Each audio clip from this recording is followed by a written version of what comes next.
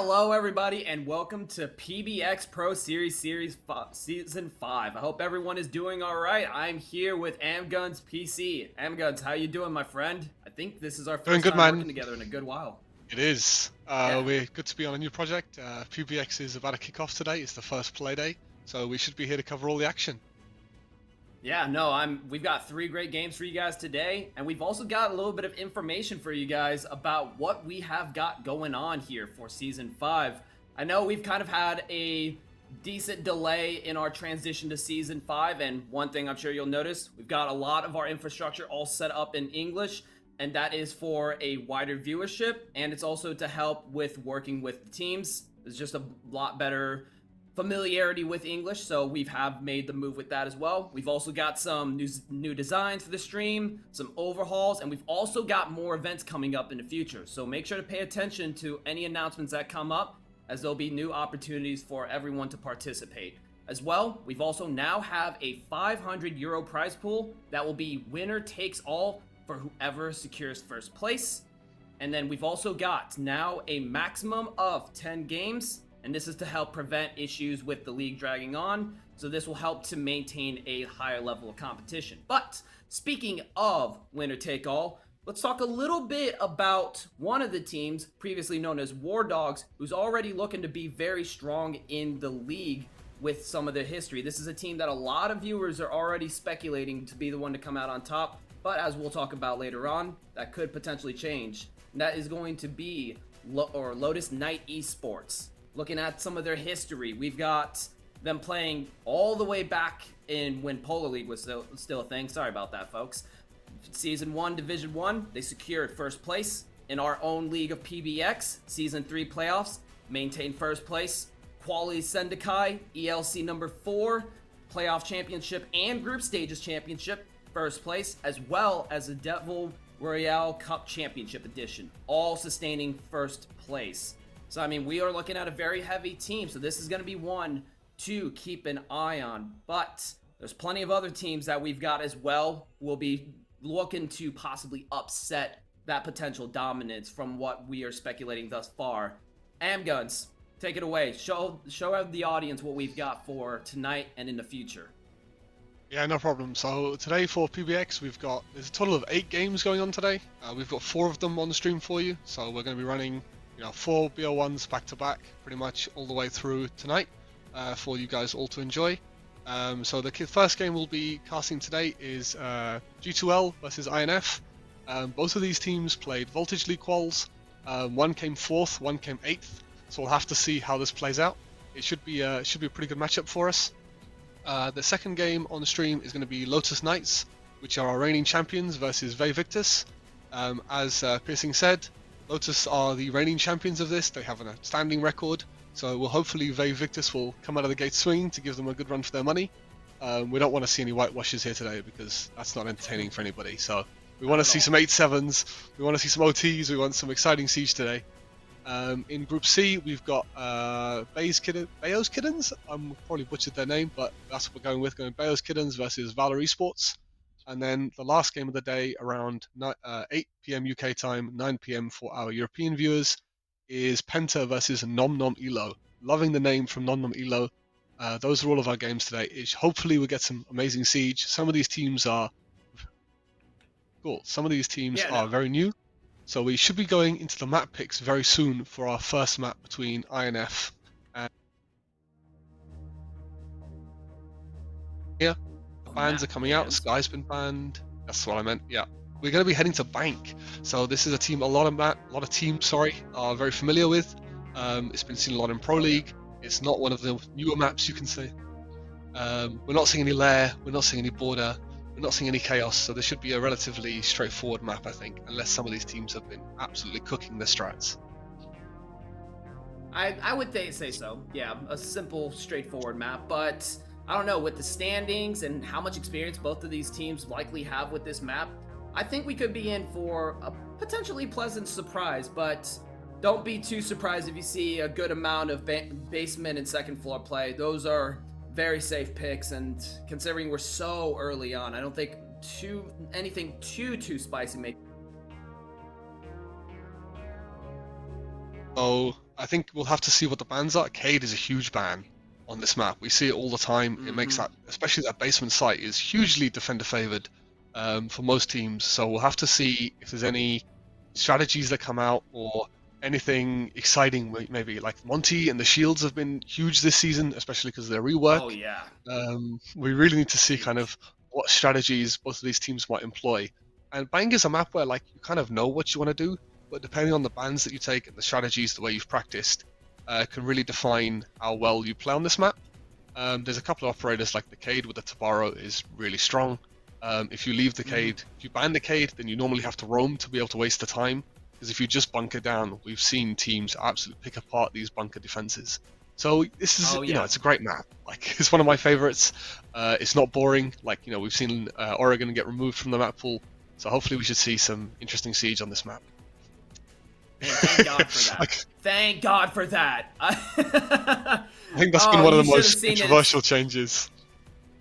Sorry, guys. It was a pleasant one for me, at least. I mean, last season, the amount of times I'd casted Oregon back to back to back, I was like, am I going to lose my mind here? But in any case, yeah, I'm glad we're going to be on a map like Bank. I mean, it's one of those maps where, strat-wise, you can't really get away with running default, especially towards second floor, first floor. You got to change it up. But with that being said, we'll see what kind of strats will come out, or if we're going to see some defaults. Who knows? But we are now going to be getting into this map 1 of Bank. We are ready. Let's get right into it, folks. First map for this season. Oh. Cool. So we're almost about to go into the map. So that gives us a couple of times to talk about the map a little bit more. The other thing with defense, I think the balance right now between attack and defense, especially on a lot of these maps, from if you look at Pro League stats, is like even surprisingly border is a lot like 50-50 across all the regions. I don't have the bank stats to hand exactly, but there's so many good defenders that defense has options to pick. Like if you ban the Azami, you still have Mira, Cade, Solis. Solis is not as prevalent anymore, but like it's so interesting to see the strats. So I think we're all good to jump in. So let's get this game underway and let's see what we see. Oh yeah.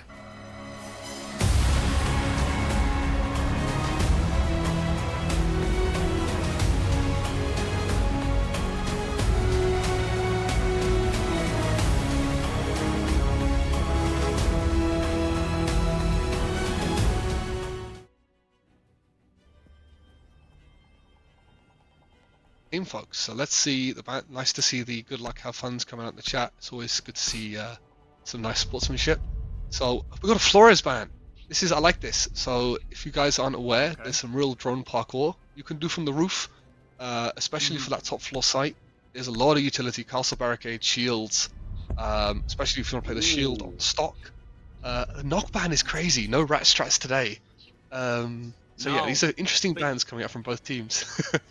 But you know what this means as well? This means that there is not much as far as countering roam clear, like Jackal, Decabi, Lion, all are on the table. Keep in mind, now that Solus has been nerfed to the ground, it's going to be a real problem trying to find all of those drones that could be hanging roof side up, especially over by lobby and top square. Those are going to be a problem, and it's going to really limit the amount of mobility available and afforded to these teams on the defense. But maybe we'll see... No, I was going to say maybe a Solus ban, but go-to limits is going to go for Mira instead, which I am very iffy about how much that's a necessary ban anymore. I mean, I get it. Even when you break it, it's still obnoxious to deal with. But I mean, there's just so many more options nowadays to deal with the Mira. Yeah. I think you would be better either finding something else, doubling down on the cutoff with a Solus ban, even though she's been nerfed. I do understand that, but she's still very useful for identifying drones to give mobility in lurking without getting spotted out. But I mean, the roam is going to be kind of rough here looking at the bans that we have right now. I mean, sure, you got Tuberel, but allows for onside presence. Looking at the lineup here, I don't think that go-to limits are bringing out a roam. Maybe you can burn some time with the Fenrir, like off-site, but it looks like go-to limits are understanding that you've got, as you said, you've got the likes of Jackal, Lion, Dokubi, Deimos as well now, to counter this roam. So I think we're going to see very much a bunker lineup here. This round is going to come down to how quickly INF can figure out that this team is bunkering on the bomb site and basically work to pick the defense apart. There is no Tabaro. We're not seeing a Cade either, so we can't even trick the hatches here. So let's see. Yeah. Oh, we are actually seeing a little bit of a roam.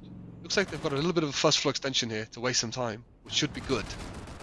Yeah, but this is a common initial clear. This is a dicey gambit that can go really either way depending on the approach INF Esports takes. If they don't properly clear our kitchen, yeah, that could be huge devastation, as that is a power position you want to clear pretty early on, and holding a position like that with minimal initial entry denial could prove to be a bit problematic. But again, I mean, it's so dicey, you know, not having a Cade and running a basement, pretty much default composition from what we're seeing so far.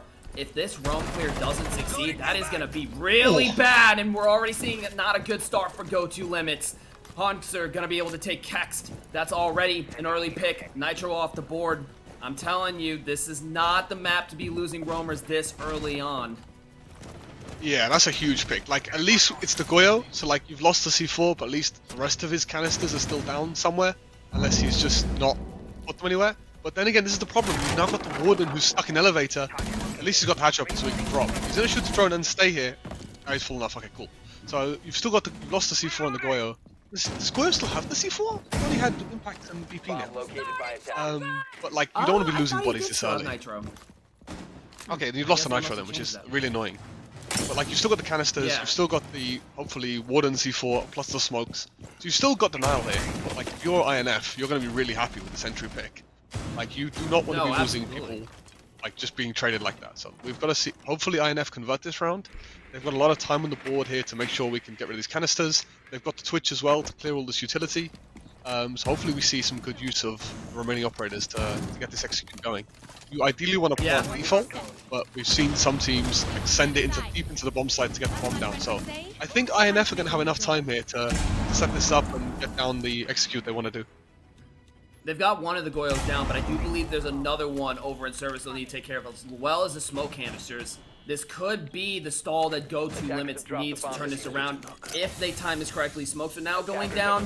Skid is going to stall, but if they're able to get a corner plant going, that can still spell trouble here with 30 seconds remaining. Does look like they were able to get all of the Goyles, which will allow them to go for the plant once the smoke is cleared, but they need to get rid of that smoke player. Tries to go for the shots into Hall player, not able to connect the shots onto Legion.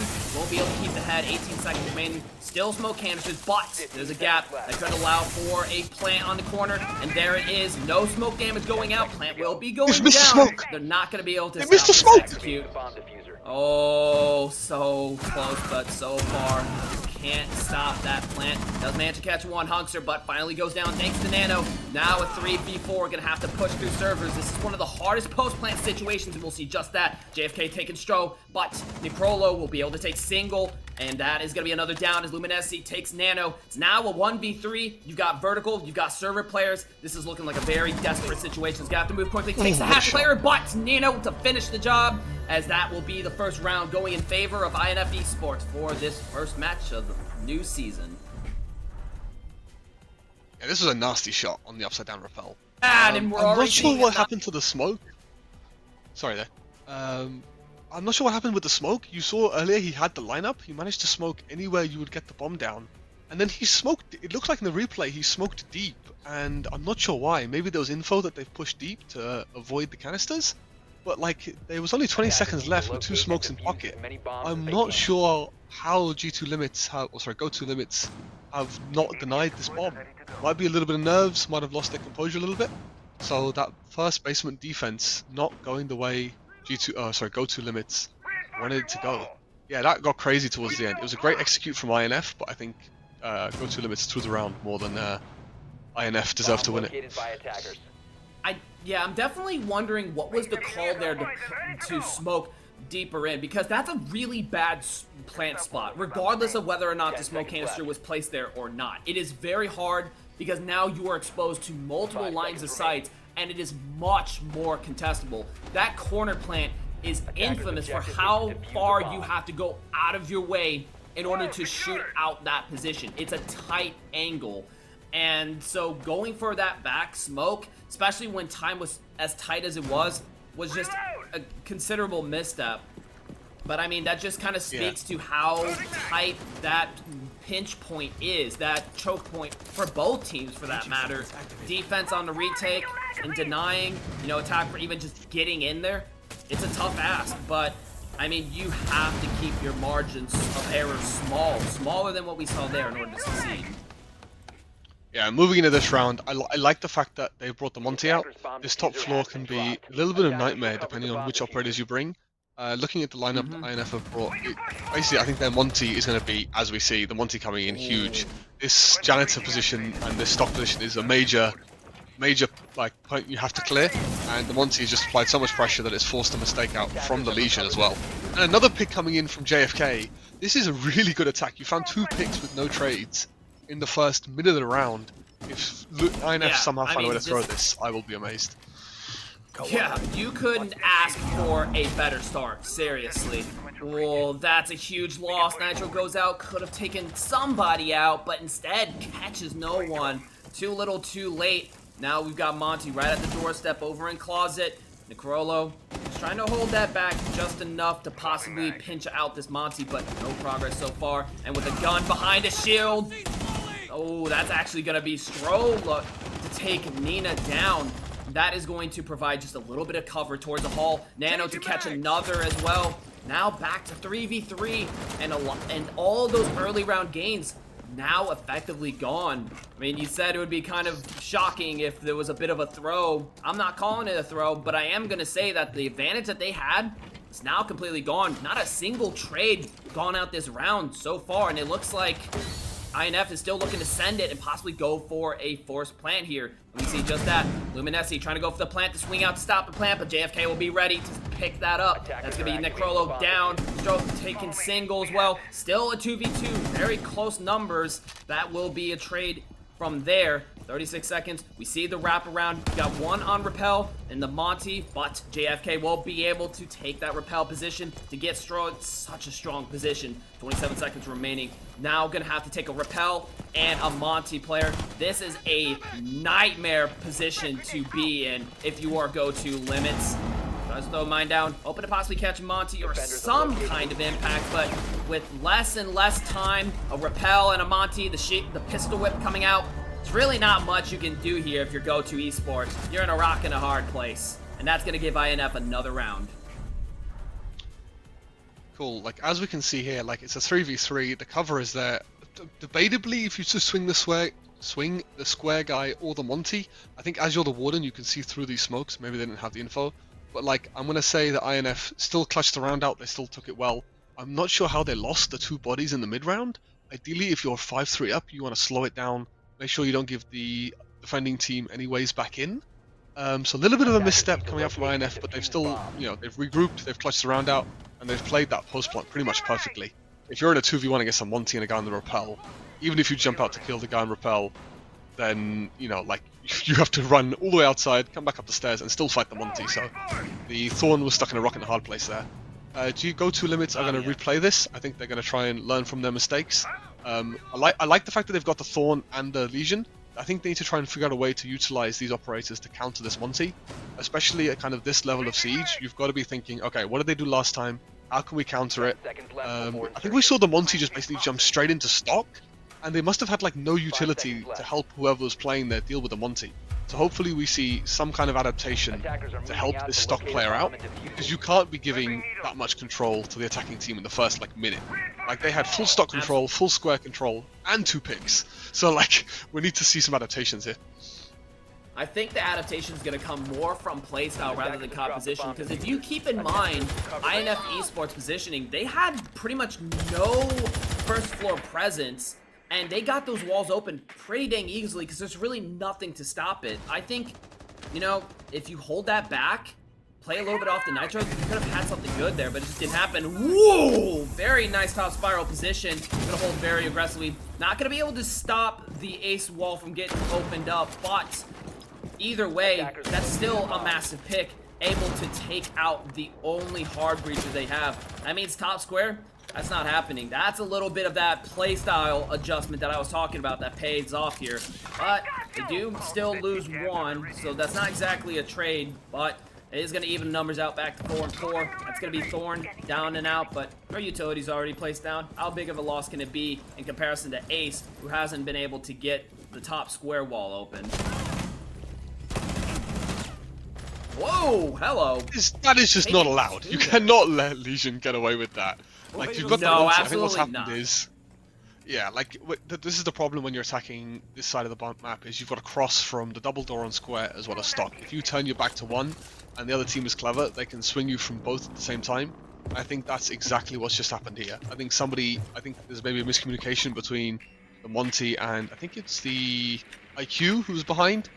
Monty's probably told IQ to go watch the other way while I watch this way, and they've both turned their backs to the Legion. And just like that, we're now in a 3v2, and there should be a go-to limits round here.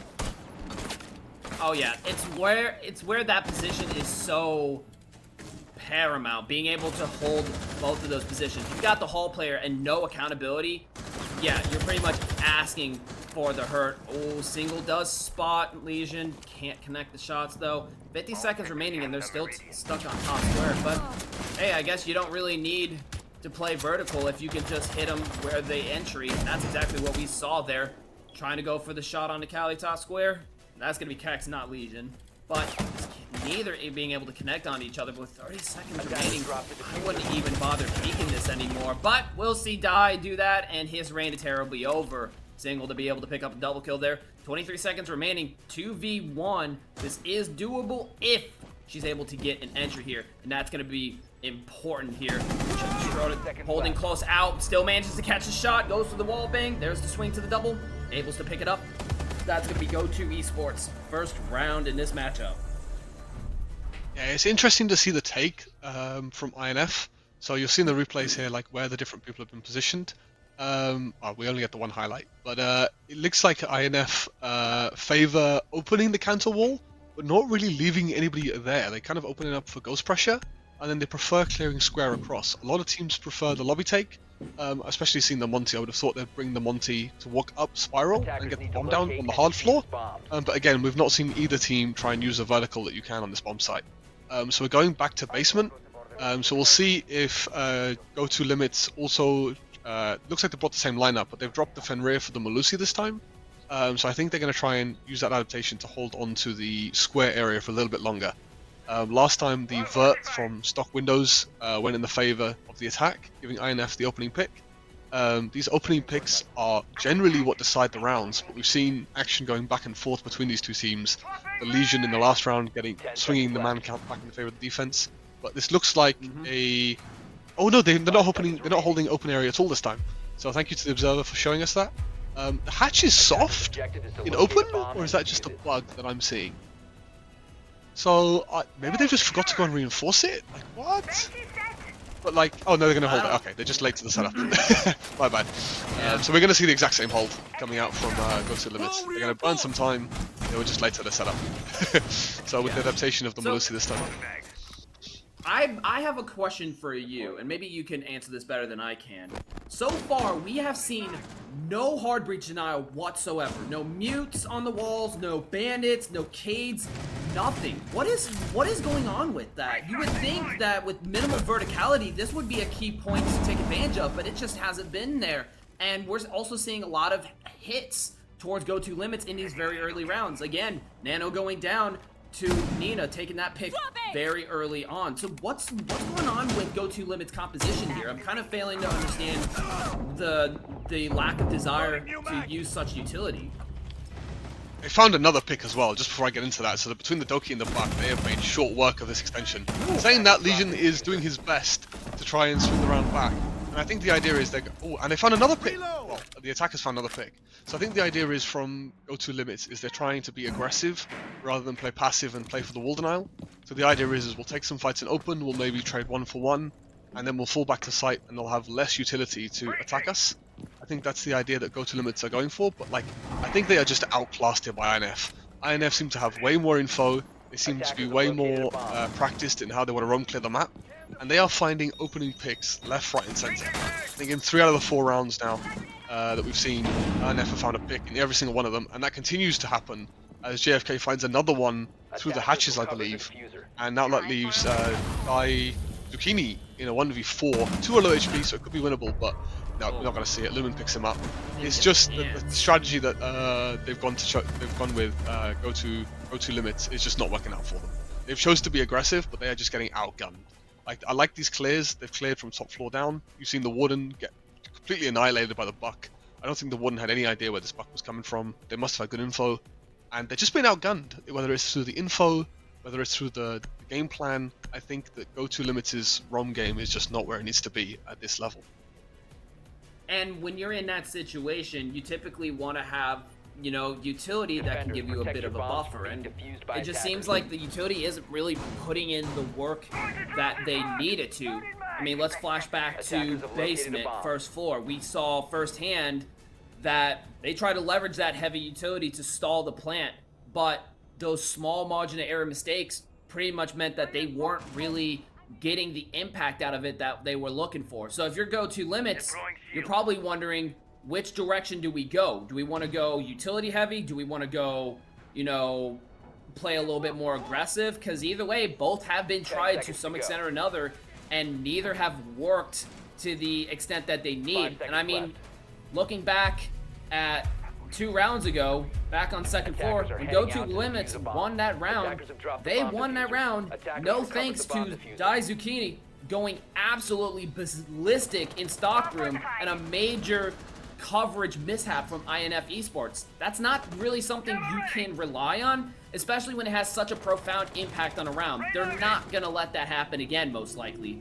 So you've got to find a way to either expand that into a new challenge, or you need to change something up, and that's where the 100%. I think that's exactly what Go To Limits are going with. They've run both of their primary bomb sites, if you like, twice. They've gone above and basement, so they're going to their third bomb site now to hopefully find some joy.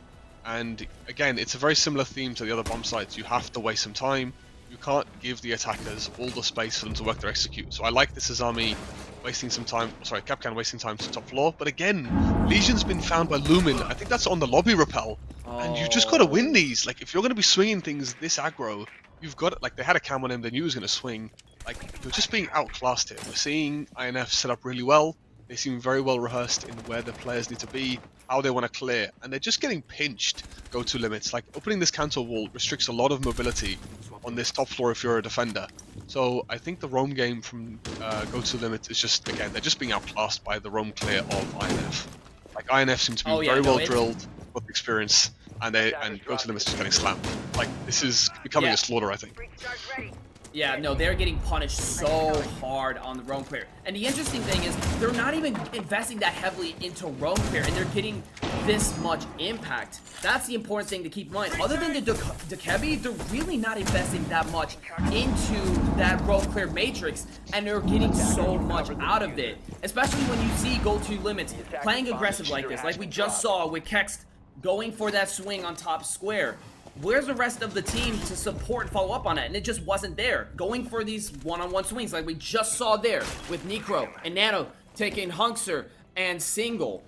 I mean, sometimes it could work, but the overall trend is that it hasn't been quite reliable enough for them to push back INF's esports. They're looking for that golden ticket, I would argue, again, where they can just find one and just keep going one after another after another. But that only works so well after you've done it the first time, and it seems like INF Esports recognizes that and is letting Go To Limits come to them, just like we're seeing right now. JFK now they have no idea the bomb's going down. They have site control. They don't even know. They don't even know. And this is not a good situation, as now they have to walk into INF Esports, which is what they want. Strong taking significant damage over by main stairs. Hasn't even been able to push in yet, but JFK and Nina both being able to hold down the fort. There comes a swing towards double. Nina gonna be able to take that one. Now down to a 2v3. 22 seconds left, and they're gonna get the vertical established as well. And now you got the office player, but Nina gonna be taking the fight instead, able to clear that out. You've now got Nano stuck above and won't be able to come down, as Nina will be able to take another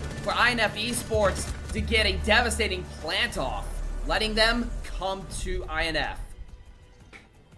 Yeah, this swing, I think the IQ had info and just won the gunfight. But like, again, we've seen INF, it's like, I don't want to say troll, but it went from a 5v3 to a 3v3 in the space of like a matter of seconds. But the problem was the Azami was the only one on site. So when we saw Lumen rotate to the Princer window, that pressure's caused the Azami to back off, and that's what let the two teammates above drop in and plant. But like, you have an Echo on the board.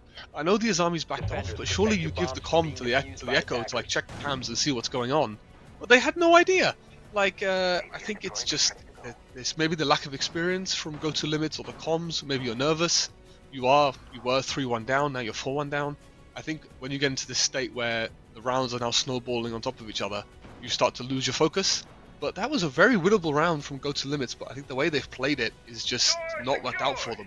Like, I thought with the Echo on the board, you should be able to waste some time or make something happen, but yeah, that did not work out for Go To Limits. Like, just the confidence as well from INF to be like, okay, we can just drop the hatch, we've forced the only anchor off, and now we can plant. It's really good stuff from INF. Again, they not threw a couple of bodies, but there were some trades back and forth, but they've still won 3v3. These executes from INF seem very well rehearsed. Their decision making is on point. We can't say the same about Go To Limits right now. And I mean, and this is what INF Esports is doing so well. They start off with a strong entry.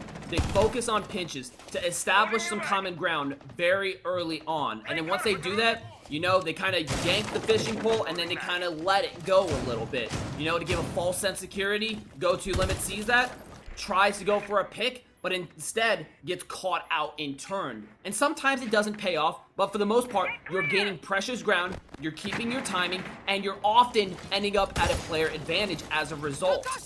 And it's that counter to playstyle rather than counter to utility that INF Esports is going for that's given them so much success. Because what Go To Limits has been focusing on up to this point is how can we displace INF Esports through our playstyle. Let the utility support the playstyle rather than the playstyle being dictated by the utility. This has been the philosophy they have gone for thus far, and because of INF's initial clear, it's been the perfect counter, and it continues to be. But we are seeing so far, minute 45, no lives lost, and not even so much as really even an exchange of gunfire, really. Not much. It's been a small adaptation as well. I don't know if you guys have noticed. The Ace has opened up the stock wall here before going up to open Kanto. So I like this adaptation because it lets his team put pressure on all of this while he goes and does something else so they don't need to be around.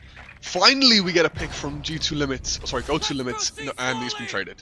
I was about to say that would have been a huge pick to help Go To Limits get one of these rounds on the board, but 4v4 is now traded, so it's not ideal. It's only an Ashe that's been lost, but again, it's not the biggest end of the world. This pressure from the windows is just crazy from INF. Go To Limits are just not being able to deal with this, but then we see trades come back and forth. This is a much better round from Go To Limits. At least they're trading these picks back and forth to make it a little bit more even. Oh yeah, I mean, even though you've got these pinches, these rappel positions, INF Esports really isn't finding Go To Limits so far. I mean, they're pretty much hunkering down, and you've also got that Hall player, which is providing a crucial buffer here. Oh, but that overextension might cost them, as Hunkster will be able to take Die out, but they still have Stock and Hall. That could provide some pressure, but it allows for top square to collapse, and we're seeing just that as we see an attempted plant, but Luminescent will get out. Nano to catch single from the rappel. That is a huge displacement that could provide a time favor for Go To Limits. We're now down to 13 seconds. They've got to get in there at some point, and we will see Luminescent pushing very far ahead with the Diffuser. This could be a dicey deal, but he does manage to catch one. Oh, but the shot from behind manages to catch Hunks are out. It's now up to Luminescent to go for the plant, but he can't! He runs out of time, and that's going to be Go To Esports to salvage their situation just a little bit. Now 2-4. What a crucial point. This was a much better round from Go To Limits. They traded some of the picks, which is good to see, and we actually see the Warden finally doing his job, using his goggles to look through the smoke, and that was a good adaptation from the first round, because last time we tried to swing the cover rather than the guy planting. So that Warden is literally just one on the round. If you're a ranked monkey at home, take some notes, turn your glasses on when they start throwing smokes. It can win you rounds. We've seen a really good example of that just here. The Zofia cannot cover through your own smokes, so that Warden is basically one on the round, which is really good to see. But I think it's too little too late. From what we've seen, if anything, what we've seen so far from the game, I don't think Go To Limits are where they should be. So if INF just focus on their defenses, we could see INF put quite a few rounds on the board here, depending on how they play their defenses. INF hopefully have learned from Go To Limits that your defenses are very important, and we don't want to be giving early picks. So hopefully we don't see INF making the same mistakes that Go To Limits have made. I like the rotate to garage. If you keep this wall soft, you basically get the long angle from garage onto that corner plant that we're speaking so much about for Go To Limits' defense. It gives you more ways other than utility to deny this plant. So it looks like we're seeing a really heavy roam here. For what I can see, we've got the counter walls reinforced. We've got a mute to maybe waste some time. The Echo and the Valkyrie for the info. Let's see how INF choose to defend this compared to Go To Limits' light roam. Seems like we've got a much heavier roam coming out from INF here.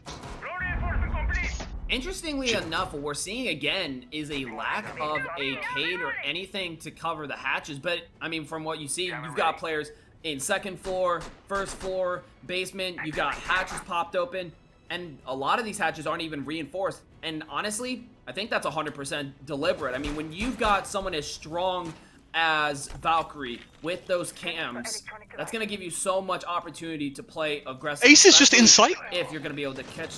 Wait, hang on, what? Wait, whoa, Ace has just walked into the bomb site. Oh, this might be so bad. How is he in there? They've got Zucchini in there too. What are you doing, INF Esports? Oh, this is going to be horrible. This is an amazing read. Yeah, this is an amazing read. Oh my gosh, they called the roam. They even had the IQ to find the gaps in intel.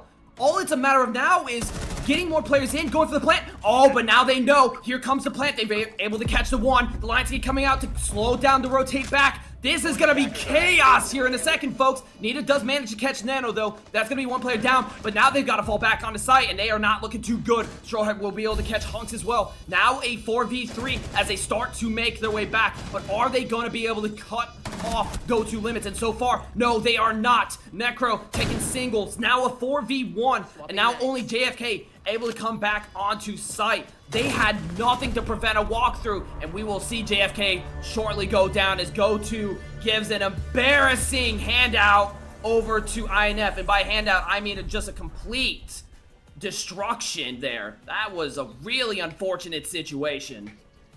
Yeah, this is what we wanted to see from Go To Limits. This seems like much more of the competition level we were expecting. Whatever drones or info they had in the prep phase to see that this was a heavy roam has worked out amazing for Go To Limits. They have just basically there must have been something in the strat they noticed that means we can just walk through site here without being spotted. And INF have just been caught sleeping. Normally as part of these strats you have a way of coming back to site or at least holding the site from above with the hatches open, but they had just no idea. So really well played from Go To Limits, especially in the post plant as well. They were set up to make sure that when INF did fall back to try and retake the bomb site, that they were all set up, had good crossfires, and basically we saw a role swap. We saw the attackers become the defenders, and the defenders become the attackers. So that was this is a great round from Go To Limits. Hopefully that gives them confidence as well. The confidence is a huge thing in these games. If you can start to snowball a couple of rounds, make it 4-4 from being 4-2 down, you're right back in the game pretty much. Nice little camera spot there, our observer showing us, which is nice to see always. So yeah, hopefully Go To Limits can keep this up, and we should have a real game on our hands. It's basically the same strat coming out from INF as far as I can see. They're going to stick by this basement defense and stick by the roam, so hopefully they've learned their lesson and they actually have some eyes on the direct take as well as the roam clear take. So let's see how this plays out. Yeah, no, they absolutely have to. You cannot afford something like that. However, what I am supposing here is that Go To, even though they might be at a round advantage, might have INF in the ropes. When you have such a dramatic round like that so early on, not only does that set the pace, it also means that because the round was won out in such a dramatic way, you have a near guarantee on how these adjustments and changes are going to come out from the defense, which means you have more time to discuss it, more time to prepare and plan out your route. Oh lord, it's the boss G again.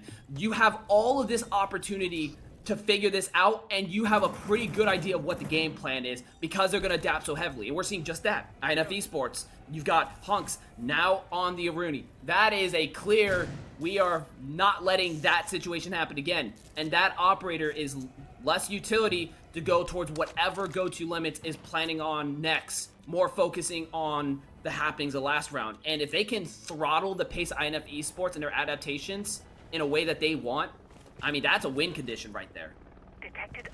But like coming out from go to limits, it looks like they've completely changed they wanted to attack. They've gone from going like 0 to 100 to like 0 to 0, or 0 to 1.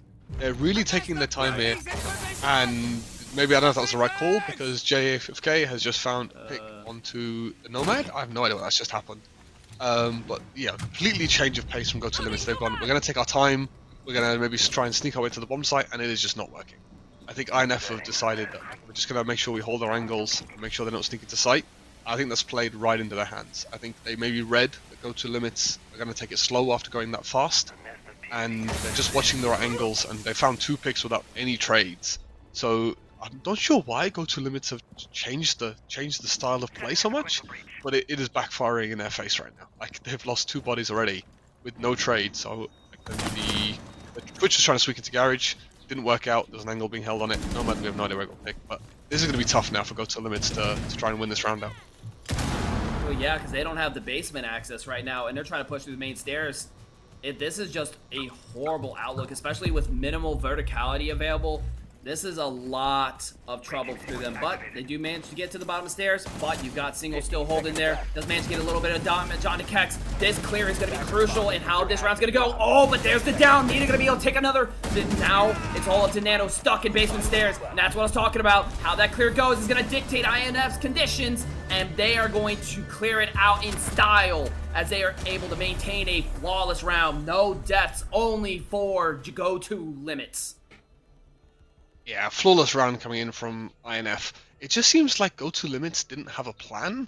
Like you had nothing to like you had the ace, but you can't really open like all of the hatches with the ace. I just don't really understand what the plan was. Like looking like when we had our observer looking through all of the different POVs, there didn't seem to be any coherent plan or like way they wanted to execute. Even if you're going to play a style of play which is how old Latham used to play, which is like you're going to play more free, maybe lurk a little bit more, you still need to kind of have a rough idea of what you want to lurk into or what you want to might be pinching with your other players.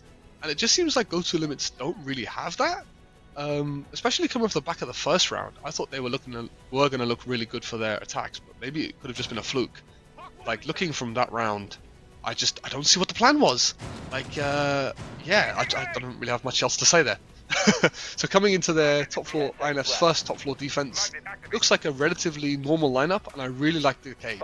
So to keep the cancel wall closed, to keep the breaches closed, maybe they've picked the Cade as well as the castle. Whammy is probably going to hold onto the stock area. That's what he's most commonly used for, as we see Whammy setting up there right now. This looks like a very default hold coming from INF. I also like the Monty pick from Dai. Go to limit, seeing how important that is. The lineup that attackers brought, this could be an execute either side. So let's see which way go to limits decide to execute. Yeah, it all depends on how they're looking to go. And so far, we are seeing a very strong amount of presence all the way from main lobby side.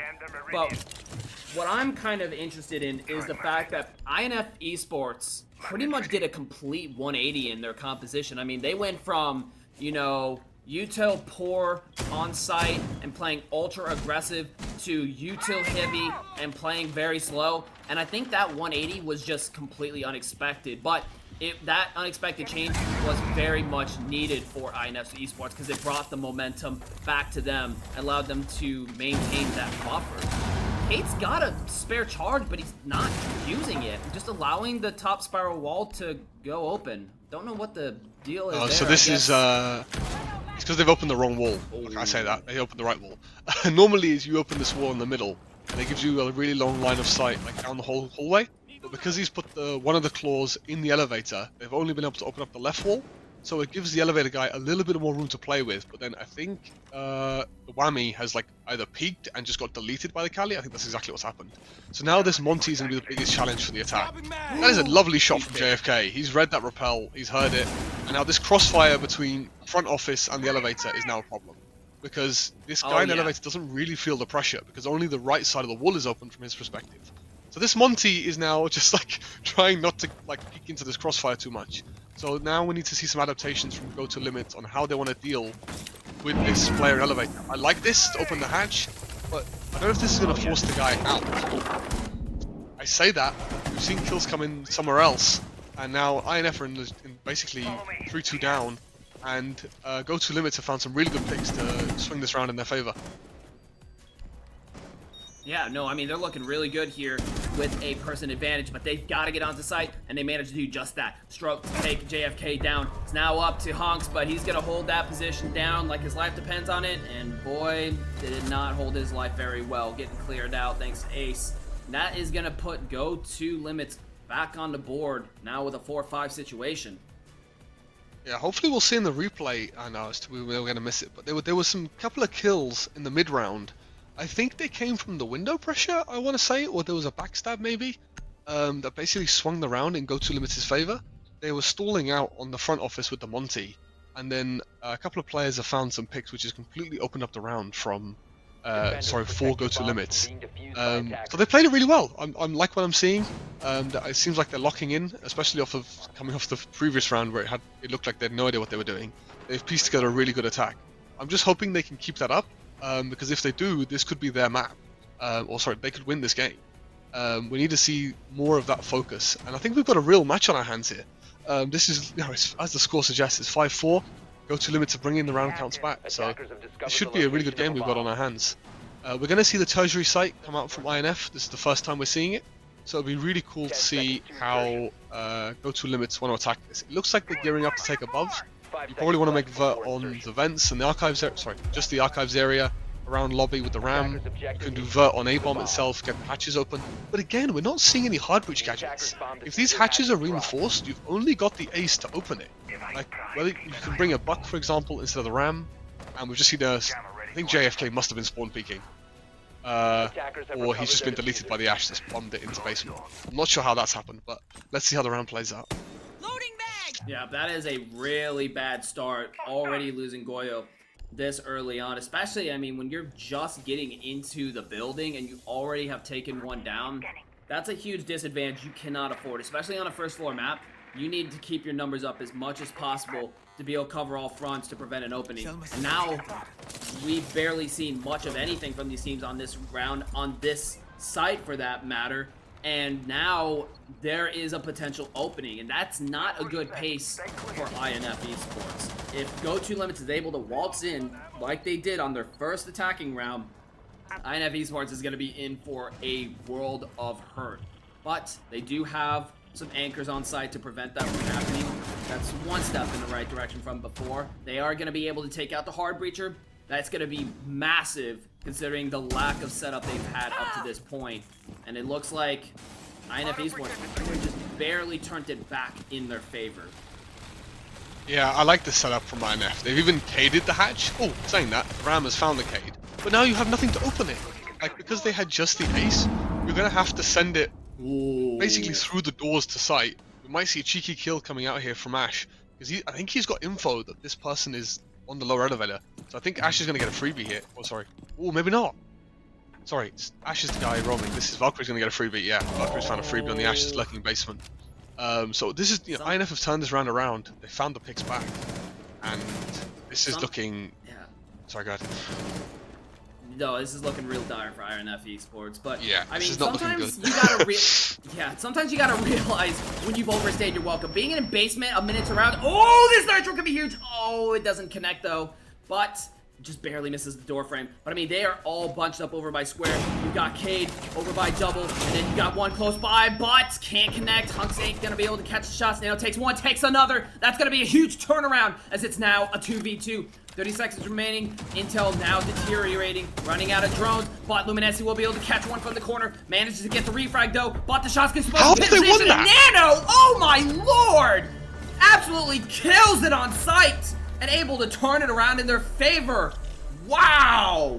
The guns are up for Go To Limits. They are here to play, folks. Yeah, INF cannot let this happen. You are, what was it, 4-2? On 4v2 after this Ash goes down, and they've just, I don't know what the guys in Archives were doing. Like, you need to swing together. Like, you cannot let Ram kill one, then kill the Fenrir. Was that a quad as well, coming in from the Ram? Yeah, it was a quad, right? Nano's just got a 4K to, like, absolutely ruin INF. The shot onto the bomb chassis to win in the round, that was nasty. You cannot... Bro, just play the crossfires. So, a little bit of a misplay coming in from INF, and now it's 5-5.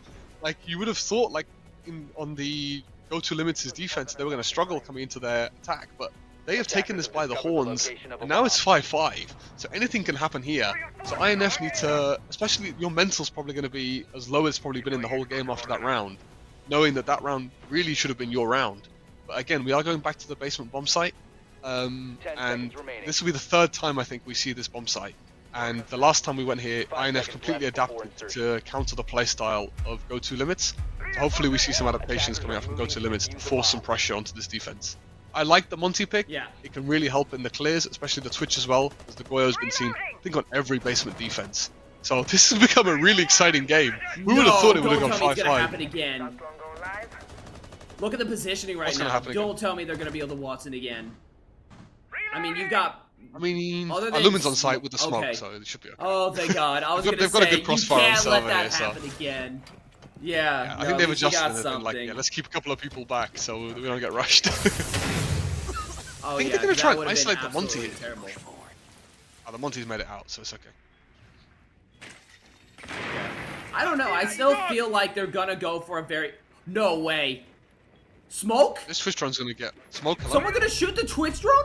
Okay. No, they got it. I mean, that's still huge being able to take one of the Goyos out. I mean, look how many Goyos they have stacked over there. They do manage to take the Ash out. That's Dai Zucchini now out of the table. But it looks like Go-To Limits is very committed to gaining this garage space. I mean, if you look at where Go-To Limits is positioned, and even INF Esports is dedicated to holding that out. All the Goyos, they managed to get one out. Oh, Nano taking a lot of damage, but Honks isn't done. He's out for blood. Manages to catch him out. That's a huge loss. Looks like that garage play ain't really happening anymore. As we're going to see a transition from Go-To Limits to move above. But INF's Esports paranoia from on-site pressure. I don't think they're going to stay there. Oh, not the Tootsies. Low blow neck. But that's going to be one player down for INF Esports. 4 more to go.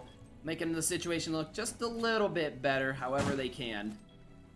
Yeah, this is a 4v3. INF needs to just hold their crossfires. You don't need a peek. You've just got to play the time now and wind this clock down. Again, this is the style of go-to limits that I don't really like seeing. You've given the Boss G a 1v1, which is exactly where that gun thrives. The Monty's also pushed solo into blue. I guess it's to fake the direct take so the team can take above. But in the process of having this Lurker and the Monty, basically caused 2 1v1s that INF have spotted and made really good use of. You saw the INF take a 3v1 on the Monty to get that pick on him. So now this is going to be really tough, really tough from Go-To Limits, because I think the Cades are still on the hatches too. So I don't think you're even going to get the vertical pressure that you want. And as long as INF don't peek, this should be their round. No, absolutely. They just cannot allow a walk-in because this is where INF Esports fumbles the bag. If they allow a walk-in, it is disaster. But it looks like they're doing a good job holding it down so far. Hunks are going to be able to take out Stroga. That's one down. A lot of damage coming out. Luminescent able to take Hex. However, Neck now getting close to sight, but gets spotted by both Hunks and another. Not even going to get the chance to walk onto sight. And with that, ladies and gentlemen, INF Esports is now at match point. Yeah, I think Go-To Limits are just not learning their lesson. They've attacked basement 3 times. The first attempt obviously walking out because I think INF was sleeping. But like, it's sad to say, but Go-To Limits are hanging on to this game more because of hero plays than team brilliance, I have to say. We saw the Ram and, yeah, basically the Ram going huge to save that round for them. So I think if you're INF, you're not too worried. But like, especially for this basement site, Go-To Limits are just, they don't really have a plan on how they want to attack it. They kind of just walk in different places and see what they can do. And that's what's really killing them right now. I think if they had dry ran or had a little bit more of an idea of what they wanted to do, we would see a lot more of these attacks on the basement defense going a lot better for them. But they've done really well in attacking the 2nd and 3rd bomb sites. So we have to give credit where it's due as well. So if they keep up that, if the pattern repeats itself where they win this attack, then we might see an OT here. Last time this bomb site was won by hero play, so hopefully we see the team come together to win it as a team and not have to rely on a 4K from one of their members. So maybe that's the style of Go-To. They like to be in that pressure, and that's where they thrive. But this has become a really good game. So let's see how the final round plays out. if it's the final round, keep that in mind. But I mean, yeah, no, That is absolutely. very That's true, kind of yes. where go to. Whoa, look at all the numbers we've got here. We've got 3 people holding outside of open. Are they gonna possibly try to run it down here? I would love to see that. No, doesn't look like that will be the case. But either way, it does. What you mentioned, I think, rings very true here. How they have a tendency of trying to just kind of look for these ones, look for this opportunity, and sometimes it does present itself. It definitely was there when INF Esports overcompensated for the basement players and over-rotated. There was definitely a lot of opportunity to gain some massive grounds from above, but they just never really took it. Here's what I'm scared of. Monty's all alone, takes half of their HP now down. Daizukini gonna be able to catch the FK. Takes another. Oh no, he's on a tear. Ooh, but Hunt shuts him down. Zingle takes another. Back-to-back trades. A TK. Hello. Hunt's going on overheated there just a little bit, and now we're at a 2v2, and we're not even a minute or 2 minutes into the round. Almost another pick as well. Keck's gonna sustain massive damage, as well as Nina. Both of these teams just at each other's throats right now, and now it's slowed down just a little bit. Left nade comes out, forcing a rotate. Strong's gonna be able to catch Nina out in the open. Hux gets the refrag. It's now a 1v1, 125 HP versus 2. Is Keck's gonna be able to spot out the mute and isolate? Or is this gonna be Does Doki have a call left? gun for gun? Yeah, not even on sight. Loses the sight space. But, I mean, this is so close. Cax needs to figure something out. Tries to go for the phone call. Is looking for mute. But, because she's so far away, that call is just gonna get immediately put to waste. Now a minute remaining. There's gotta be some information, something you can find, because all it takes is one bullet, and it's over. A misstep, and there's the misstep! As Hunks, despite the TK, will be the one to finish the job from Archives, and INF Esports will come out on top. Yeah, that was a great game. Green to switch to us. There we go. That was a crazy game that we just saw. That was very entertaining to watch. Hopefully all of those in the stream found that just as exciting to watch as we did. I think, you know, the team who deserved to win definitely won. I think it turned out to be a lot closer than it maybe should have been. INF were giving what's that team? G2L a lot of openings that maybe you shouldn't. There was a lot of 5v3s, 5vx's, 4v2s that we saw basically swing in the favor of G2L on their attack, where really INF should be playing the crossfires and not get that close. But it was a great game to watch overall. So now we will head into, go to limits will be, I don't think they'll be too disappointed, but it wasn't a great team performance from them. I think when you compare the two teams to each other, G2L just didn't have the same cohesion and teamwork that INF did, but INF just kind of making some mistakes that you see at this D4 level, and that's what gave G2L almost a way in. And that final round literally came down to a 1v1. It all started popping off. So what a crazy game to kick off PBX for us.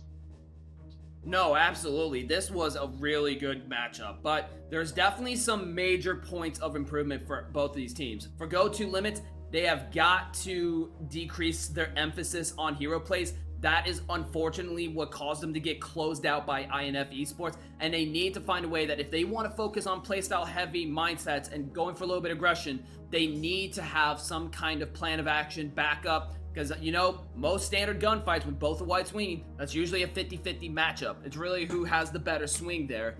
And that's kind of what they need to figure out, is how do I turn those 50-50s into a 51, right? Because that little edge, whether it's a refrag, whether it's pinching, offsetting positioning, they gotta find some kind of little extra oomph to those hero plays to really make them sustainable. Because while they are glory, yeah, so like we saw INF do that, they did it really well on their attacks. So INF on their roam clears were pinching, they were using the Doki to roam clear, and they were basically making it so there was never any 50-50s. I think that's why they got so many of the opening picks on their attacks. We saw the IQ get a kill from her really good drone work. The Buck in combination with the Doki hunted the ward on top floor, whereas G2L just didn't really have a plan on how they were going to make that happen, but INF just, volunteered kills. So you could say that, both teams were making some mistakes, and that's what led to such a good game. Oh yeah, but before we go on a quick break, one final thought, because this is going towards INF too. they're not out of trouble either as they move on going forward, because we'd seen how their anchors need to kind of lock it in, whether it's through utilities, whether it's through presence. There were way too many incidents for Comfort where Go-To Limits was able to walk right in and just stir the Hornet's Nest. And I mean, not stir the Hornet's Nest and get backfired on, I mean taking Wasp Killer Spray and just blowing the whole nest out. And they can be as angry as they want, but they couldn't do a dang thing against it. When your home base is demolished, you don't have a lot of options. And that is where INF Esports really has to pick up going forward in this league. You cannot allow walk-ups, especially like what we saw with Archives, to have that much devastation. You can't afford it. I mean, that kind of displacement is devastating. But with that being said, it still wasn't enough for Go-To Limits to take over as INF Esports came out on top. Stay tuned, folks. We've got another match coming up for you in just a second.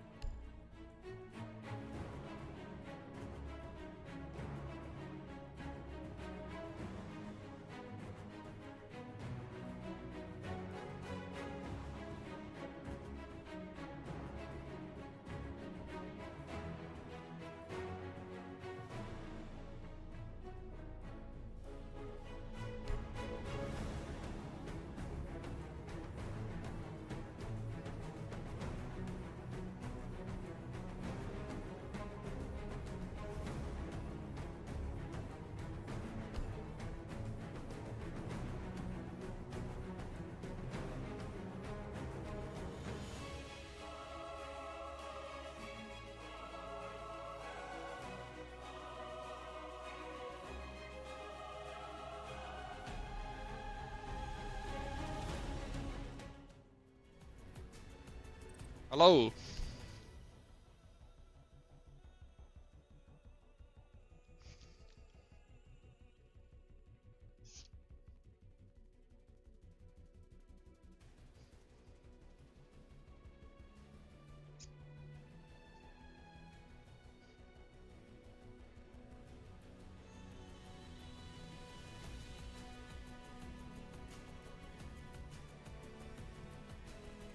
So, as far as I can find, these guys are like a brand new team. These guys signed up in OPL together. I just realized we were both muted.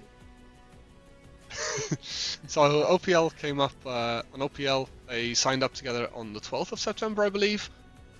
So they're a brand new team, as far as I can see from their OPL, unless they've been in previous teams or in their previous banner. This will be the first time playing as Vayvictus. But hopefully, like, they're aware or they've done their homework that Lotus Knights might be like really good opposition, and that they've been practicing and scrimming and kind of getting their defenses and their attacks kind of set in stone, so they know what's coming out. I think, you know, at this level, you probably know that Lotus Kings are a very well-rehearsed team. You've probably seen on OPL that they placed, top 32 in Voltage League. So hopefully Vayvictus, not knowing much about them, I'm hoping that they've practiced. They'll be come out swinging and give a good game for us. Because as I said, this will be their first. This is their debut basically as a team on OPL. So hopefully we'll see a good performance from them. Oh yeah, no, I would definitely hope so. Also, I just realized my audio was completely jacked up, so I do apologize for that. I had it muted on my end, but in any case, I think there's definitely some room for possible fluctuations here. I definitely think there's a possibility that things can be changed around. I mean, if we look back at some of the recent history from Lotus Knight Esports, Voltage League Season 4, Stage 1, Qualifier number 2, they didn't do too well. In fact, they got 31st place. That's not the greatest, but keep in mind, in the immediate next qualifier, qualifier number 3, they ended up in 2nd place. So, I mean, there's two big factors to keep in mind here, which is that how is Vayvictus going to show up here, considering the limited info that we have about them?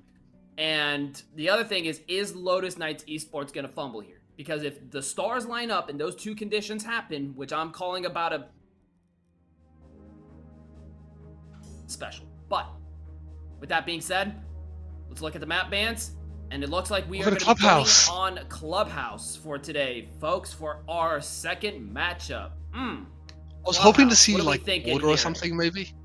So Vayvictus, obviously not knowing much about them. They may be very well rehearsed. It is a pretty standard map.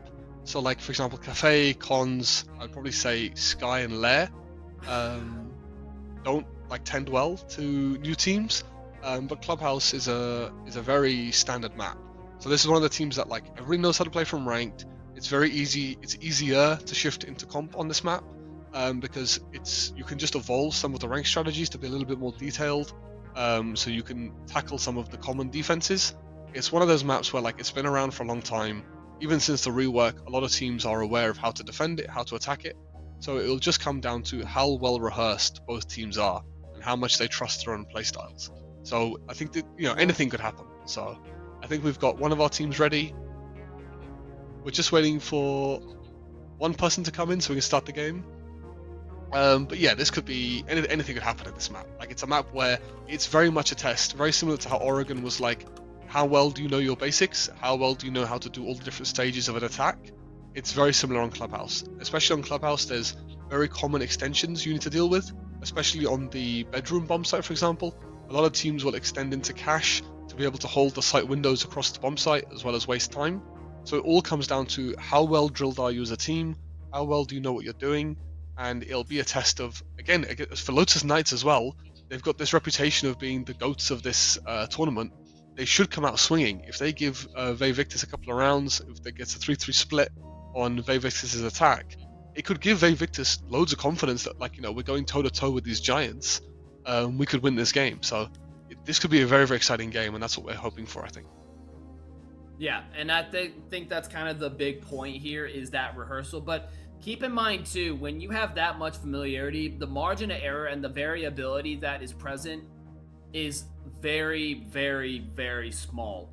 And that creates a kind of dangerous situation where if you really want to just run and gun, you can get away with it if you are just straight up the skill diff team. And from what we know so far, Lotus Knight Esports, unless they fumble big, they are that team. They are, as you said, that's kind of the scary thing is how much can rehearsal truly override, that difference in gun skill. And that's what I'm also trying to, or what I'm curious of. Cool. So we're about to find out. So here we go. We're about to start the game. So we'll see how much.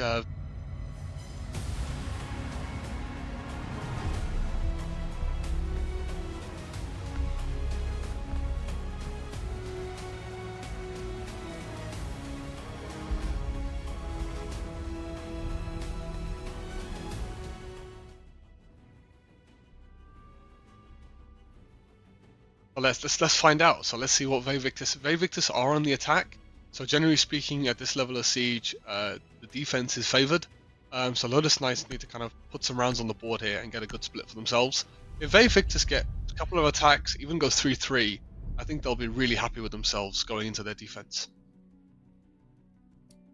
Interestingly enough, though, it does seem like Vayvictus might be, or Lotus Knights is kind of hampering down on the explosive execute potential, and even Vayvictus too. We've got Monty off the board, we've got Ying. These are both operators, especially in tandem, who are infamous for just being in your face out the gate at the beginning of a execute, and that displacement can be a big difference maker, and we're seeing that now down. But we are also seeing a little bit of an ease in creating openings, right? Azami is notorious for the fact that she just provides cover that otherwise wouldn't exist, making it exceedingly difficult to find an opening for an execute. But you've also got Cade taken out as well, which takes out a lot of the time in getting the site set up. So I think we are going to see a little bit of a slower composition with this. I mean, you lose a lot of execute potential with Ying and Monty off the board, but a faster setup with Azami and Cade out of the picture as well. However, we still have Capital. So Capital, Grim are still both available. I think the way we class these operators is they're called enablers. So a lot of your flex players or soft support players will pick things that can basically win you the round. So you've got to think about the stages of the attack, and the Ying, especially on this bomb site, as well as the Monty, are two of, I would probably say, the most important enablers. They can really basically win you the rounds. Because they offer you so much, they're just really appropriate for the job at hand. Like, if you're trying to drop kitchen hatch, the Ying's really helpful to do that. If you're trying to take through the breach on CC, that can help you do that. I like the Cade ban, especially Cade and Tabaro. The combination of the two on this map can be really annoying to deal with. Vayvictus, I don't think they've seen. Oh, they have. I was gonna say, I don't think they saw the Cade ban because they've switched from the Thatcher. Because you don't really need it on this map. There's no Cade, you don't have to worry about anything stopping you getting these hatches open. It just makes your basement attack a lot easier when you don't have to deal with this Cade and potentially the Cade Tabaro as well if Cade was on the board. So I think we're going to see a roam clear here. It looks like with the Habana they want to get all the hatches open. They want to kind of have mid-floor control and then basically work and execute from having that mid-floor control. I like they've got a Gridlock and a Nomad, so they really don't want to get flanked, which is quite interesting. So it doesn't look like there's much of an extension either from Lotus Knight. I think they're gonna shoot a couple of drones, run back to site, and that's gonna be the way Lotus Knights want to take the fights, is on site, on the execute. That's where we're gonna see most of the action, I think. No, and what I think is really interesting about the composition of Vayvictus and the positioning of Lotus Knights thus far is we now have a composition where there's very minimal roaming presence, which makes for clearing a lot easier and means that Lotus Knights is going to be more pinched down when it comes to their on-site presence. But because they've dedicated a Nomad and a Gridlock to the purpose of cutting off flanks that already don't exist, you now have less utility for an execute. So I would say both teams are for the weaker in this situation. Yes, the Lotus Knights are pretty much stuck in their grounds that they already have picked out, but Victus doesn't really have as many options to flush them out as they otherwise would.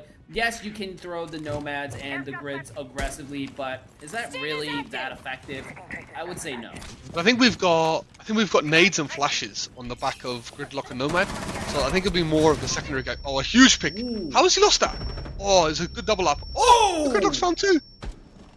So, okay, I was going to say, it's a cool placement from the Fenrir to try and get an opening pick, but I think because they've doubled up, Cryax has just hit some nutty shots. He's covered his teammate who hit the first Fenrir, baited the swing. I don't know if they baited the swing or it just happened to be good timing, but that's a huge opening double to get Gridlock on the board. So a nice cover there to protect his teammate, and now you've got a minute to go on the execute. You need to kind of figure out where the last three players are, how you want to win the round, if that's go for kills or get the bomb down. So let's see which way Victus look to execute. Yeah, this is a big problem for Lotus Knights. Being down two players, especially when you're anchor heavy, you need to get those numbers now. And now that they're not there, that's going to be a problem. Our Sextrin looking to possibly clear that situation up a little bit. Does manage to take Cryax out. Oh, there's a shotgun. Rafa to take Kenny. It's now 25 seconds remaining, but Sextrin goes down in turn. It's now a 1v3. Rafa's got to put into work, but it won't happen as Natclaw will be able to flush it out. Those two picks, that opening that they could not afford came through. And that is just devastating for giving Victus the first round. Are we looking at a fumble here? That was pretty bad over by Backstairs. I don't know if it was bad or just good cover. I think we might be overpraising Lotus Knights here. Victus have come to play, right? Also, we didn't know much about them. We behind the scenes, they might have been slamming everybody they've been scrimming against. So I think this is really cool. It depends. Obviously, Lotus Knights being, their record is pretty good, but we don't know very much about Victus, so this could be looks like a really good matchup for Victus. I think it's too early to tell if they're fumbling the bag or not yet. We'll have to see how the split ends, and then we can come back to that in a bit. But it looks really good from Victus. Like, they identified that mid floor was clear relatively quickly. They followed the pattern of being able to execute within about a minute 30, a minute 45, and I just think they executed really well. Obviously, Lotus Knights were banking on that Fenrir to probably give them the opening pick and to waste, hopefully, more time with the secret extension. But, the Gridlock was wise to what was going on, and that's what determined the round. So they're going to run it back. I think maybe you'll see the Fenrir probably. They might not be as aggro this time, but hopefully Victus can see that it's a very similar setup and then attack in a very similar way. I think you're going to have to warden in the Fenrir, try and defend secret. The same way they did before, and try and waste a little bit more time. That will be the key thing. I like what I'm seeing here from Victus as well. I think they've identified that nobody's third floor and they don't need to check it, and they're just going to go strip across, get these flanks set down, and then that way, if they can get the bomb down, there's no real way that the retake can happen, because you can Gridlock and Nomad all the staircases to basically make the post plant really easy.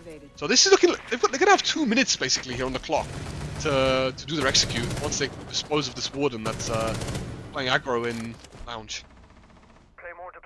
Oh, but that might not necessarily be true. That third floor clear, that assumption could cost them. You've got Coles all the way up the third floor. You've got Forever all the way in stock, already applying pressure. Now in garage too. Those presumptions no longer exist about the clear, but you still got Droning going in third floor. They've got the pings out. They know that Coles is up there. This is a perfect prime situation for Nomad and Gridlock to really get their impact utility-wise. You've got both of these players who are stuck in precarious positions. They're playing off of each other, but you still also got on-site presence. Vavik is looking good here. Ooh, what a shot! Oh, but Skims just could not spot Sextrin. Able to take that. Now here comes the walk-up. Cryax does get one of the troublemakers. Cole's down. You still got Forever walking around, but does look like he's, for the most part, fallen back here. This is looking still like anybody's round here. It's these next steps that's going to dictate who comes out on top.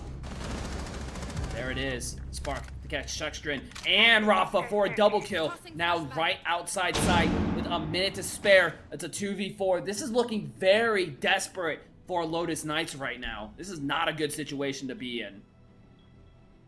Yeah, I think the Aces basically dropped Motor Hatch and found a couple of picks. I think he's fried the guy off the head holes that was holding his drop. And then we've seen another trades come in. Yeah, this is really well played from Victus. So the drop on the Motor Hatch gave the Ace a couple of opening picks in the 4v4.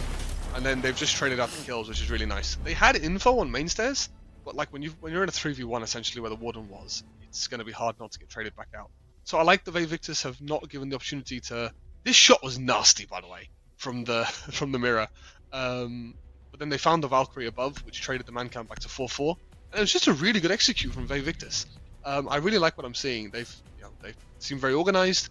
I don't think that Lotus Knights do anything that wrong. It's just Victus are just playing really, really well. Oh yeah, I mean they're just absolutely killing it on Nuclear too. I mean, there's really not much as far as like mistakes go. There really isn't.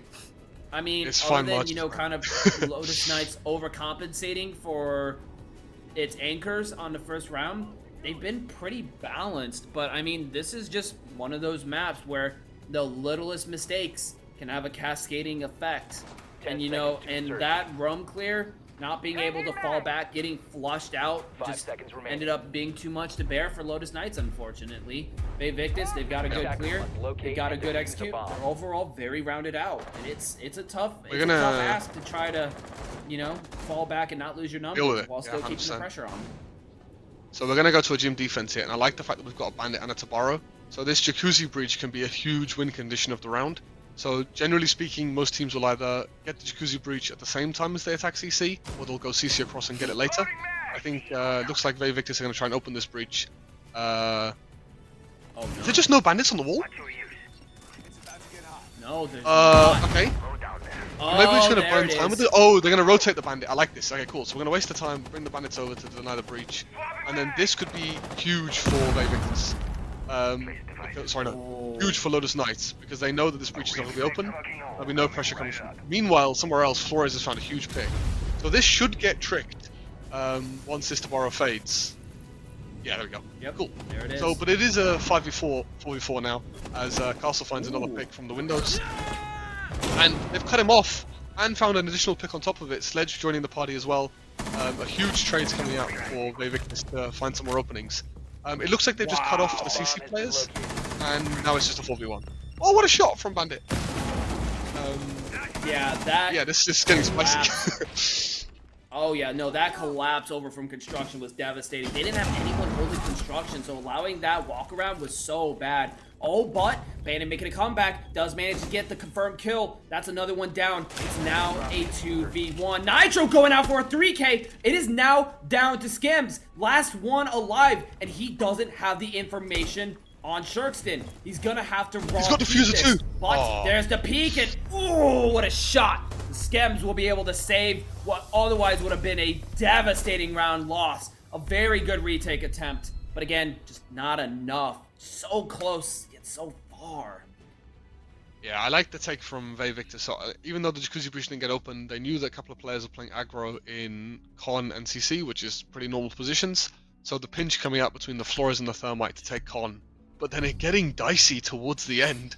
Like, it's a 4v1, boys. You just need to calm down, reset, and kind of... That all seems like my ranked lobbies, where it's a 4v1, everyone says, go kill him. And we all peek him one by one. But then Flores clutching the round out, which means Victus go 3-0 up. So we've only seen 2 of the bomb sites. So Lotus Knights opting to play, looks like each bomb site twice. To almost like a 6+6 scrim to see which site they prefer the best. I think they've identified basement's not working, so they're going to try gym again. I like the adaptation to trick the wall. Then the problem is because the bandit had to rotate to trick the main breach, it let them get con open. So this trade-offs either way. Normally, a lot of teams will just put the bandit, like pre-place the bandits on the Jacuzzi breach. That way you don't, because you have to then force them to open up the castle barricades on the gym windows as well as the gym door. But it's interesting to see that they didn't choose to do that and rotate the bandit between the two. So this looks like almost an identical lineup. With the addition of Mirror, I think it's the first time they brought Mirror. They didn't bring a Mirror last round, as far as I'm aware. So let's see. This attack is going to play out. It did? Okay, cool. So very exact same lineup then from Lotus Knights. What I'm really curious about, what I'm curious about, and I want your opinion on this before we really pop off. Why is Bandit the one holding all the way in construction? As we saw, a big part of why the defense collapsed was because of the opening from construction, and we're seeing that yet again. You've got Bandit having to rotate all the way around just to be able to take care of these bandits, providing that similar opening that we saw that Vayvictus was able to exploit so heavily. Wouldn't it be more worthwhile to have that player hold Jacuzzi and the player holding over by Jacuzzi instead supporting over by Cash or main stairs? I mean, what's going on here? Where's the mentality? So he can trick the wall, right? So the bandit is starting out in con to see which wall they open up first. The bandit's also found a pick somewhere, which I have no idea where, but the bandit, I think they were trying to read into the lines that Vayvictus was going to open con first and then go Jacuzzi afterwards. So you see him, you saw him holding the bandits out. So this is much better though from Lotus Knights. They've communicated properly with the Tabaro and the bandit, like how to actually keep both of these walls closed. Whereas I think last time there was a misplay in the communications that Tabaro maybe didn't throw his canister so bandit could come back. And that's why you've now seen the bandit rotate between the two, depending on where the thermite's going. That's what the Tabaro lets you do. Gotcha. No, that definitely makes a lot more sense in that case. However, unfortunately for Lotus Knights, we're starting to see they've got cash control. It is a minute 30 seconds. We are seeing the fallback from Lotus Knights. So there hasn't been much of a major opening, especially with Kenny already being down. And now Cryex as well. This rejection of openings has been huge for them up to this point. But it does go down. That might be all Vayvictus needs if they can keep this up, especially having a player in construction, which is huge presence. They can mount it up. That could be really bad. There's the walk-in. Naklov able to take Dano. Now even out to a 3v3. Flash goes out. Shextrin completely blind. But there is one on site. That's going to be Skims. But goes down to Shextrin. It is now a 2v3. Spark now going to go for the plant. But the castle one hit works out with the Nitro as well. And that is going to deny Vayvictus as Lotus Knights pick up their first round. What a great this is a really good defense. Yeah, this is a really good defense from Lotus Knights. So the communication between the Tabaro and Bandit. We've got a Bandit is allowed in chat. I don't understand why you're not allowed to use Bandit. So yeah, the communication basically won them the round there for Lotus Knights. Yeah, in chat, this is maybe some trash talking going back and forth between the two. And basically that bandit trick won on the round. So you saw Vayvictus stall out basically when they hit connector. That's basically where the problem lies. If you don't have a Ying, oh, he's bugged at the moment. Okay, I don't know if the league has any rules around not being able to use him, but it doesn't seem like it. We'll get an update for you on that in a little bit. But it's really good defense from Lotus Knight. But again, it might be too late because Vayvictus, you know, they've got 3 attacks. Like, even if you go, like, you don't want to go give Lotus Knights both of their defenses, but to have a 3-3 split on your attacking half is not bad at all. But yeah, Lotus Knights seem to have locked in. They seem to have got their communication sorted, and they seem to be playing better in that last round than we've seen in the last 2 rounds before that. Attackers are moving to defuse a bomb. Alrighty. So yeah, but either way, I mean, it's not. Yeah, back onto basement. Oh, what a peek.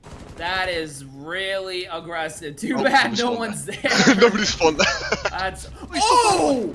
Turns around anyway, still takes one. Woo! What a run out. That's gotta sting. That's gonna take the Kebi out. Oh, and with the aggression from Stock too, forever taking Skims. I think they might have found their momentum.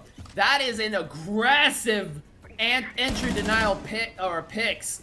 And I mean, going very in favor of Lotus Knights. Not only taking Ashe, who is dominant in entries, but also getting rid of the Kebi. Man, that is not a good start. Forever catching Spark as well. Folks, we are not even a minute into the round. And Vayvictus basically has almost no ability presence. 4 kills! 4 kills, triple coming from Forever. Not even a minute into the round. And Cryex has now got 2 minutes to try to disseminate a 1v5. Man, that has gotta sting. What a rough start. And they're not done yet. Still running out, still being aggressive. Oh my god. Solus has just woken up out of nowhere and just decided, I'm gonna win this round. It seems like he's just swung everything. Looks like they're actually gonna try and pinch this player out from Lotus Knights. This might be a really, like, it's either really good or a great way to throw this round, because you don't really need to take these fights, but it's up to your team, I guess, how you want to play it. And yeah, that can work out. It didn't matter, she was pinched. Yeah, that's a huge round. You know, Solus just having an amazing round there to bring it to 3-2. We didn't really get to see any stages of the attack. They didn't really get into the building because, as we said, Solus just shut them all down. So yeah, a little bit of rule questions around the rules coming in the chat. These teams kind of getting on each other's nerves to try and wind each other up, and maybe that's why Lotus Knights are coming back into this, because the trash talk in the comments are winding up Vayvictus, throwing them off their game, because this is not the same Vayvictus we saw in the first 3 rounds.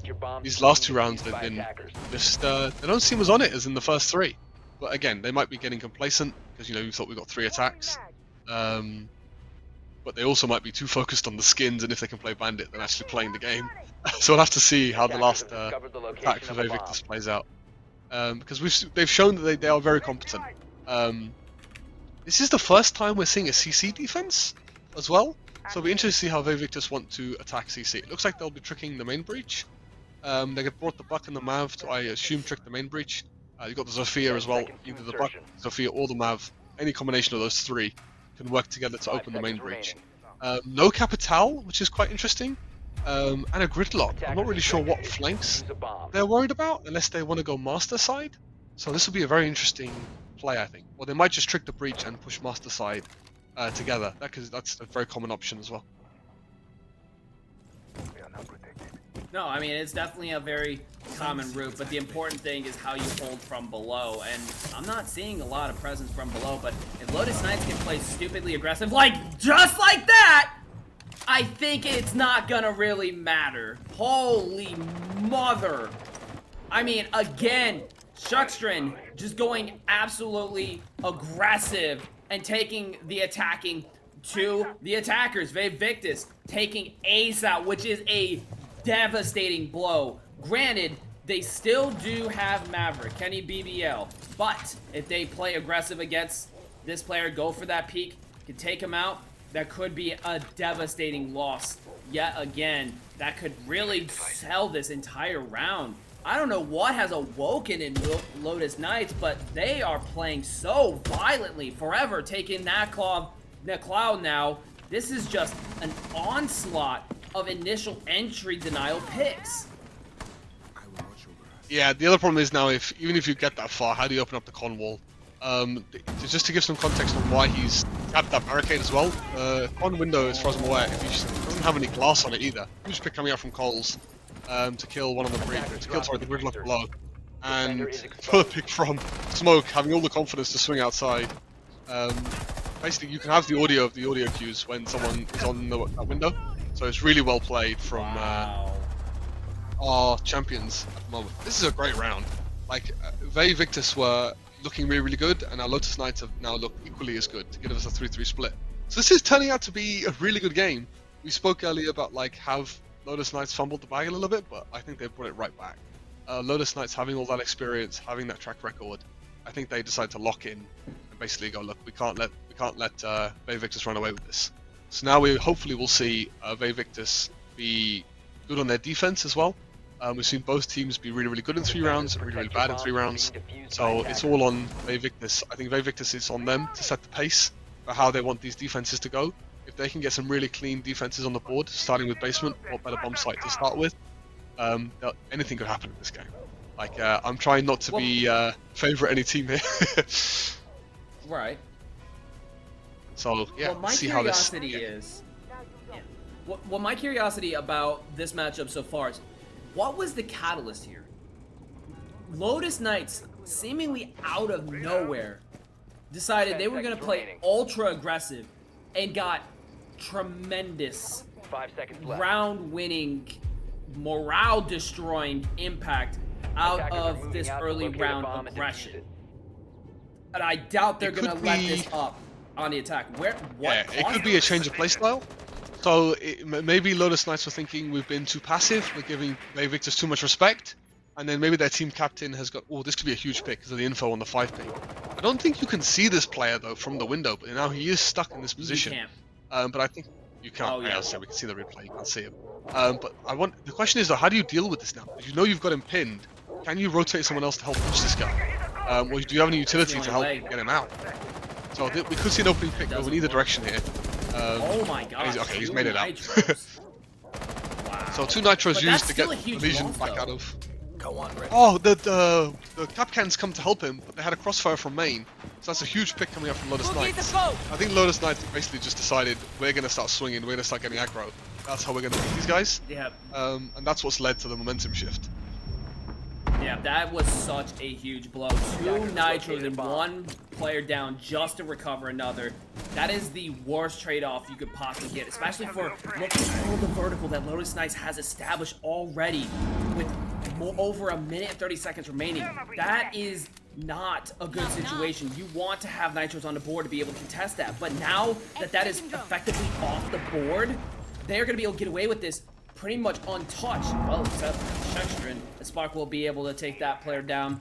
That is going to even the numbers down a little bit. Oh, Spark picking up another. Oh, the flank above! Able to take Rafa as well. Huge turnaround. Taking that entire vertical and now getting rid of all of it. But you got the window player coming in, trying to look for the clear. Spark not done. Able to down another and get rid of Coles. That's a 4K, almost an ace. Single-handedly destroying the vertical for Lotus Knights. Now, with only 1 person remaining, they have to find some kind of opening. This is one of the worst sites in the game to have to try to push through as a solo player. So now the question is, what do you do here? How do you get that space? You've got a Mira looking into Moto. There's the hatch drop. Spots the Mira. Pre-fire comes out. Not gonna connect. You've got other eyes from Blue. This is a really tough ask here. But if he can break through Moto, there might be hope in displacement position. But he's gotta move fast. Tries to push through the mirror. Almost makes it through. Doesn't take any damage though. 25 seconds remaining. Looks like he's gonna push through. Tries to go for the rotate. Manages to catch the player. That's gonna be Crags down. You got the mirror player. Goes for his got pistol, but it doesn't connect. No, can't spot him. That church player proving too much to bear for Grim, unfortunately. Yeah, this is a huge round coming out from Spark. Spark has basically, I think he killed the main cover, and then he's walked up and found 3 more. Basically almost single-handedly saving the round. Because obviously the Lotus Knight's getting the opening pick, but Spark has just popped off and clutched the round up for his team. Got a little bit dicey in the 2v1. I think there's a little bit of miscommunication, could be Discord lag coming out, so that there's those close margins where you say swing, and then by the time you swung, the guy's already swung your teammate. But then Legion clutched it out, so it's all good. Ideally, you'd like to see as one gets swung, the clean trade coming out, but it got the Grim playing it well to find a pick, but then obviously being low HP cost him the gunfight with the Legion at the end. So now we're going to see how Victus want to play their defense on Jim. No wall denial coming out from Victus here, so we saw a very different approach from Lotus Knights, where they had the Bandit with the Tabaro. We have none of that with this lineup from Victus. Also, I'm a little concerned they only have the Aruni to stop 5 seconds left before things like Ash Charges or Kali's to destroy the mirrors. So if Lotus Knights have read into this, they've got the Habana, which is normally to clear the castle barricades in Gym. It makes quick work of it. You've got the Ash to be able to deal with the mirrors. Interesting to see the Buck as well. It could be to go to stock to work some vertical pressure onto the green box, which looks where Kotz is going right now. And Sparkus, he loves this. He loves this vector.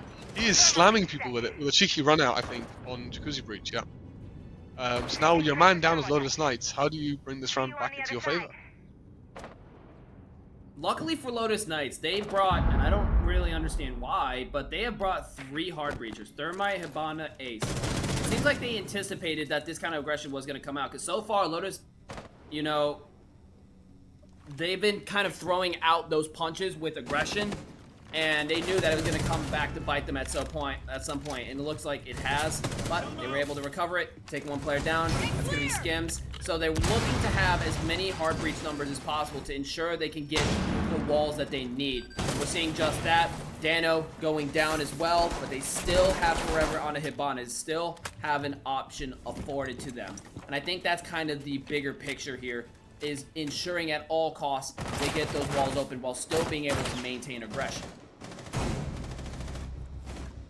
Yeah, this is Victus' round. It's from the opening pick. I say that, it's now not their round, it's now back to a 2v2. It's now a 2v1, as Shorten has just decided that he's going to trade the man count. from this game and the last game, we're seeing both teams not being able to keep hold of their man count. Both teams that are down in advantage find picks back. So we're getting some spicy games here as Kenny is now in a 2v1 and has got to try and isolate these 1v1s or just play the clock. It's on Lotus Knights here to kind of force Kenny to do something. They've got no diffuser either, so like if they decide to go for kills here, that seems like their best option. You know, Kenny's smoked one angle, he's probably going to start jiggle picking this to kill the buck. He's always whiffed his shots a little bit. Now that he's given up in his position, he's backed off to the main. Oh, he downed the buck. Okay, so this is really good for himself. Looks like he's got the read too. Oh, he should have just swung! Oh, he had the read for them to change his mind about what to do. The Ash clutching it out. That was a huge round. That little hesitation. Victus. It's these fine margins we've been talking about. It's crazy. Like, Victus have now brought it, 4-4. We've got a real game on our hands here. Both Lotus Knights and Victus playing very, very well. I just don't understand where these picks are coming from. As Victus, you've got the man advantage. Your job is to now hold the crossfires, waste the time. You don't need to give the attacking team a way back into the round. But both teams seems to be making mistakes that let that happen. They're gonna return back to gym. So hopefully they'll learn their lesson that they don't need to be as aggro, especially when they have the man advantage. We've got just like the first game, we've got a real nail biter on our hands here. It's going round for round, it's ping-ponging back and forth. So hopefully all of you joining us on stream, you've joined us for some real good games today. And we were saying before, Victus, we thought they were going to get slammed, but here they are, 4-4 with the champions. They're playing really well.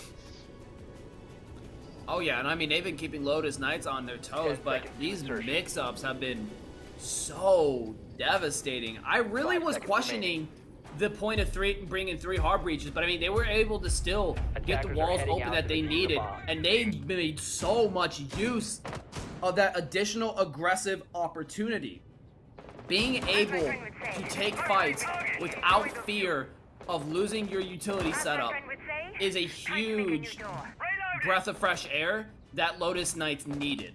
Being able to not fear, something going wrong, also getting all those castles out the rip, that's really nice. But, I mean, not being scared to take these fights, especially knowing when, the initiative's gonna come out, it's gonna bite really hard, and being able to, still get the setup that you need while being able to open up necessary opportunities, that's massive. And speaking of massive, they knew this guy was in blitz. Skims, what you gonna do? You're pinched, buddy. Oh no! Really well played. They had the call out. They must have had a pre-placed drone or something to give the info. What a clear! We'd love to see that. And they found on top of it, we found another opening pick somewhere else. So this should set them up really well for an execute here in a 5v3. As long as they don't find a way for Victus, just like this mirror we're seeing trying to get aggro. Yeah, well played. Good crossfire from the Ash. Very good clear, but why would you walk out in front of that? That is a death trap, and woo! Look at Lotus Knights. Flawless round, a perfect clear. Called out the positionings. This is why you drone early into the round. You get info like this, you cut them off, and I mean, one at a time, they all falter. That one little bit of momentum. Knowing that they only have to deal with the natural path of progression when facing force, keeping your crossfires, especially in the desperation to bring those numbers back like we saw from Victus. Perfect call from Lotus Knights. Putting them on the spot and bringing them back with a round lead. Yeah, it's really well played between the Ash and the Ace. So I think they've learned their lesson that, like, once they get the advantage, Victus are gonna, well, you have to, right? If you're down in that kind of advantage and you're about to get cleared out, you can try and get aggro to even the man count. We've seen it work in previous rounds, but Lotus Knights, playing it well to not allow that to happen. Almost using the Ash as bait to the Ace to then be able to swing the mirror to get the good crossfire there. It seems like the name of the game today is all about crossfires. If you learn anything from this stream, it's going to be choose a teammate, work with them, and it gives you really good kills and really consistent ways to win rounds. Although especially in the meta at the moment, there's a lot of talk about just take the gunfights, be swing or be swung. But if you can take 2v1s on everybody in the other team, you're going to be winning like 90% of your rounds, which will win you the games. So it's really good to see that these teams are holding these crossfires. But we've also seen teams be sloppy. So ideally we want to see more of this really high level siege where they're playing well and it provides for some really nail-biting siege. So it's good to see. We go back to the basement. Back to the basement? Yeah, back to the basement. We'll see. Hopefully they don't throw bodies towards Secret this time, and have to waste all the utility saving a player. So let's see how Victus want to hold this. Looks like they've given up full mid-floor control, so this should set up Lotus Knights to basically execute at will how they'd like to. Yeah, but here's the problem though. With that vertical comes those main stairs players. You got Spark, who is now down, a key player last time, but you still got another one towards main stairs. That's Naklo. Victus do not want to give up main stairs, but they are suffering massive casualties in turn, trying to maintain that position. In the end, they get burned. They lose Spark. They try to keep that momentum going in fighting off Kitchen. Naklo going down as well. Two players that wanted to contest main space, and now they have vertical, and those players are down. Sextron taking Kenny, and here comes Skims, looking to possibly take one over by Stock. But is that going to be enough, knowing that there's only one player on site? Here comes Skims, sneaking up, manages to catch Forever. That's just a little bit of relief, but you still got Cryax all alone on site, especially Skims now going down to Dano. It's all up to Cryax. They know where he is. They've got the trackers on him. It's just a matter of time before they start to close in on him. And close in they do, as Rafa will be able to take Cryax out. Yeah, this is a really good round coming in from sorry, not from Victus, from Lotus Knights. There's no Cade on the board, right? So in my opinion, you need to roam for a little bit, and they had Skims on the roam, but it seems like Lotus Knights had like no need or no pressure to go and clear him. They found, like, you know, the vertical is going. Oh, we've seen the tactical timeout coming up from Victus. Makes sense. They're losing on match point. But like, as a roamer, you need to kind of make the offense come and hunt you. Like, you need to alleviate some of the pressure on site. Otherwise, you're not really doing much. You're just putting your team in a 4v5 in the site. And we saw, especially from the Ram and the hatches getting open, the pressure on site just caused the defense to start scrambling, because they basically ran out of places to play because there's so much vert open and the angles available onto site. So I think Victus need to, hopefully in their team timeout, kind of understand that they can't just sit back and give up all this control. Because if you had the Caden at tomorrow, or some or more denial, or more ways to actually hold the bomb site down, you wouldn't be feeling the pressure as much. Let's say that, because you know Lotus Knights have played this really well. They have taken the mid floor, opened up all the vert, opened up all the hatches, and they're just putting pressure on. And under that pressure, Victus crumbled and gave up 2 opening picks. Defenders, protect your bombs from being And the defused by key attackers. to attacking or defending on basement, right? Like you kind of talked about, not giving them a break and giving them free real estate in those setups, as we had already discussed, as you correctly pointed out. Being able to take main stairs, blue stairs, garage, even playing above. The second you start sitting on site and let that vertical go through, this is where Lotus Knights shines, right? They have that ability to be aggressive. They have that ability to really suck in space, and wipe the numbers down in their favor. But if you don't give them that opportunity, if you let them get caught up in their hubris, you can knock them down, rack them and stack them. We've seen Spark do that.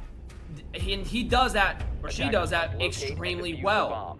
That's a key function here, is the ability to rack them and stack them. But you can't do that when you're kind of fumbling around main stairs and mostly not really showing up to meet them, like we saw on main stairs with Spark and Naklo. You can't afford that. And now you're running basement again. You got Blitz on the board. You're running out of options. You need to push these numbers out. Oh, And huge Skims opening. now looking to do just that. Managed to take a big opening. Gets Dano down, but Forever able to catch Kenny. The problems aren't over yet. You've also got Shuckstrin, who's still up. Where is he going? Forever gonna be able to cut off the rotate. Don't know where he was going. Cole's to go down as well. We are now 3v2. The blood is shedding. Shuckstrin still on the board for the vertical. Hatch is now getting opened up as well. Unfortunately for Victus, they did not get the players down that they needed to. They're down 2 players, and Lotus Knights is not looking to give up that momentum. Spark now walking up. This could be What huge. again? Manages to catch Shuckstrin. Gonna be able to shut down the vertical. Not even a minute in. 2v2, and now they have reestablished first floor presence. This is gonna be the deal breaker here. If Lotus Knights will be able to secure this game. They don't have basement presence, but they've been able to knock the numbers down. They have vertical setup. Spark, he's not done yet. Manages to take out a double kill. Now it's up to Rafa to shut down this maniac, get onto site. 1 minute and 30 seconds remaining. Still time, but this is looking a little bit desperate for Lotus Knights to be able to secure this. Victus may yet have a chance here. Yeah, this is crazy. Spark has done this. It's crazy to see the different approaches between the two teams. You saw Victus on their basement attack bring a Nomad and a Grip. I think you can now see why they're so inclined to bring those two operators when they know like Spark on their team can just walk up main and win them rounds. He's done it twice now, and that is a crazy top shot coming in from Habana. What now a it's drop! all on Spark again to clutch this out. This will be a 3K to basically keep them in the game. Pressure is now on Spark to like he's feeling himself, and this could go either way. The flashbangs on Habana could win the Habana the round. Crossed into first Sparks, and now the plant's going down. Does Spark hear this? He should have audio that this is going down. Can he get the Habana off the defuse? No nitro, though. He can indeed.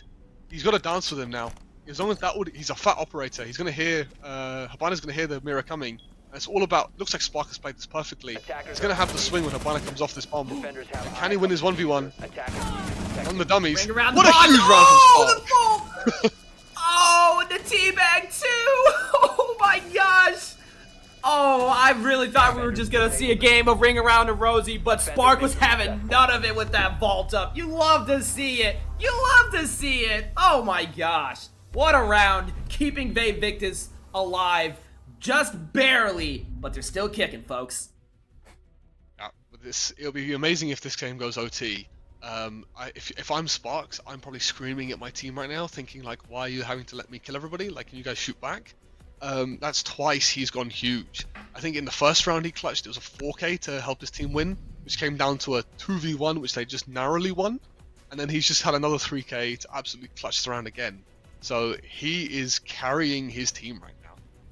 If I was him, I'd be trying to use my clutches to hype up my team and get them to focus. They had their attack timeout at 6-4, so hopefully they've planned how this round's going to go, how they want to hold it. But again, like I like the adjustment of bringing the Kapkan and the Legion for the Blitz to roam, but in my opinion, they need to roam together. Like in the last round, you saw one of them playing in Garage who got an opening pick, but he got traded straight after. And then same with the Kapkan. The Kapkan's off roaming somewhere else. He's been found and traded. And then it basically forces the 3 remaining players to have to get aggro, which you saw Sparks do. If you play together, you can trade each other or even not have to trade at all because you can hold the area that you're wanting to defend. But then as we move into the gym defense, this looks like a very normal round. A very standard defense coming from Lotus Knights. We saw the pick on CC window last time, so we'll see if Lotus Knights want to get aggro again to try and get a cheeky opening pick to put the round in their favor. I think they've spotted Lotus Knights. Sorry, Victus have noticed they like to go master side, and that's why the Warden's in dirt to try and get a pick onto Jacuzzi balcony maybe. Or they thought maybe the Buck was going to come this way. But it looks like a master take coming out from Lotus Knights here. Oh yeah, and I mean, they've already gotten that master control. They're now moving on to construction. This is way too much space to be afforded to Lotus Knights this early on. But we can't deny the fact that whenever Victus goes to the flank, specifically Spark, and here he is in a key position again, bottom main, you gotta ask yourself, what the hell is going on, ladies and gentlemen? What is happening? But we are going to see Spark move away from the main stairs position, and I do wonder if that might be a mistake, because we know that Lotus Knights, they gain space, and they are able to get a very strong setup for a good execute, but they are not very strong when it comes to holding their flanks and staying in their grounds. This is where they struggle. So where's the pressure to meet up with them? Wall does get open for construction. They have that rotate option, and so far, oh, there's the nitro. Very well placed from Naklo. That is going to get it down for forever, but there's really no one to capitalize on it, and there is opportunity for a potential revive here. So not really out of the fight quite yet, but that's still a devastating blow as far as health goes. 5v4, and Victus has not been able to catch a single person, and now Lotus Knights is right at the doorstep. Uh-oh. Is he gonna do it? We see a flank coming in from the Mute. I think they know he's coming because the Statue is waiting for it. These guys are literally... Oh, the Mute's rotated all the way around the gym. But they have info. Like the Statue knows that he's rotated. The question is, how do they pinch this Mute out now? think the block is going to work with each other to deny this. This should be basically a freebie for freebie for Lotus Knights. And They had there the it good is. flank watch, they had the cover. We saw Ash get the opening pick as well from CC window as Spark rotated back into site. He just runs through the CC door, run into CC, not knowing that the radio window was open. And this is again very well orchestrated from Knights. They have a plan, they know what they want to do. They cleared Master, got the breaches open, they're ticking off all the boxes here for the steps of their attack. Now you've got a 2v4, 1v4 now for Skims to try and win it. And he's found one, but let's trade it through the rotate. And that's all she wrote.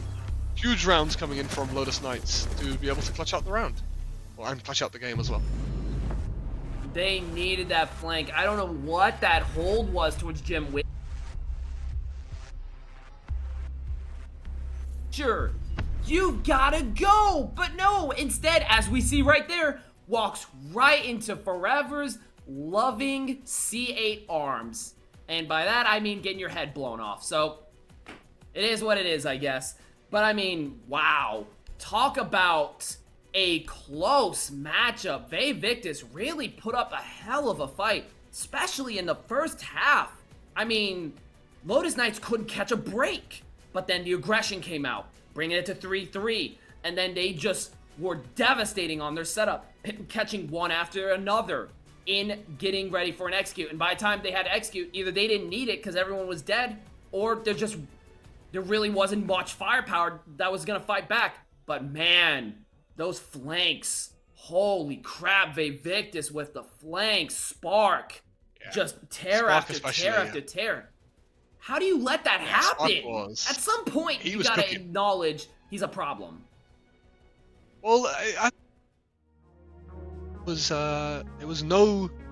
they never adapted. Like, they never put a gridlock, they never put a nomad, whereas you saw Vayvictus on their basement attacks bringing both. But I think they adjusted in the round it counted. So when we went to match point for their CC execute, they must have had a flank drone or something, or just left the Thatcher after he's helped them get the walls to just hold the flank. I think they know that Vayvictus is counting on a flank to win them the round, especially when, as we execute, we're expecting someone on Vayvictus to flank us. And that's why you saw the Thatcher playing really passive, just waiting for that flank, and then that basically got them an extra pick to help them with the execute. Between the Thermite, I think it was, who's holding from Con, and the Thatcher, they put enough pressure on the guy in mute to basically get a freebie. So Vayvictus playing it really, really well. Obviously, we didn't know much about Vayvictus coming into this match, but I'm quite impressed by their performance. I think, especially on their defense, there's a couple of things they can improve on. Cool. I'm just going to give you guys an update before we go to a break on the rest of the scores. So there's obviously, you've seen Lotus Knights just beat Vayvictus, I think 7-5 or 7-4, I think it was. But then elsewhere, 7-5. 7-5 it was. And then Spirit Gaming versus Team Aku Aku went 8-7, so Spirit Gaming winning the game there. And then PBX Esports have just beaten Ice Beats Esports 7-2 elsewhere as well. So out of the 8 games today, we've had 4 played. Obviously, I hope you've been enjoying watching the 2 on stream. And then that's to catch you guys up on the games that are not being streamed. And I think we're going to jump to a break. So we'll see you guys after the break.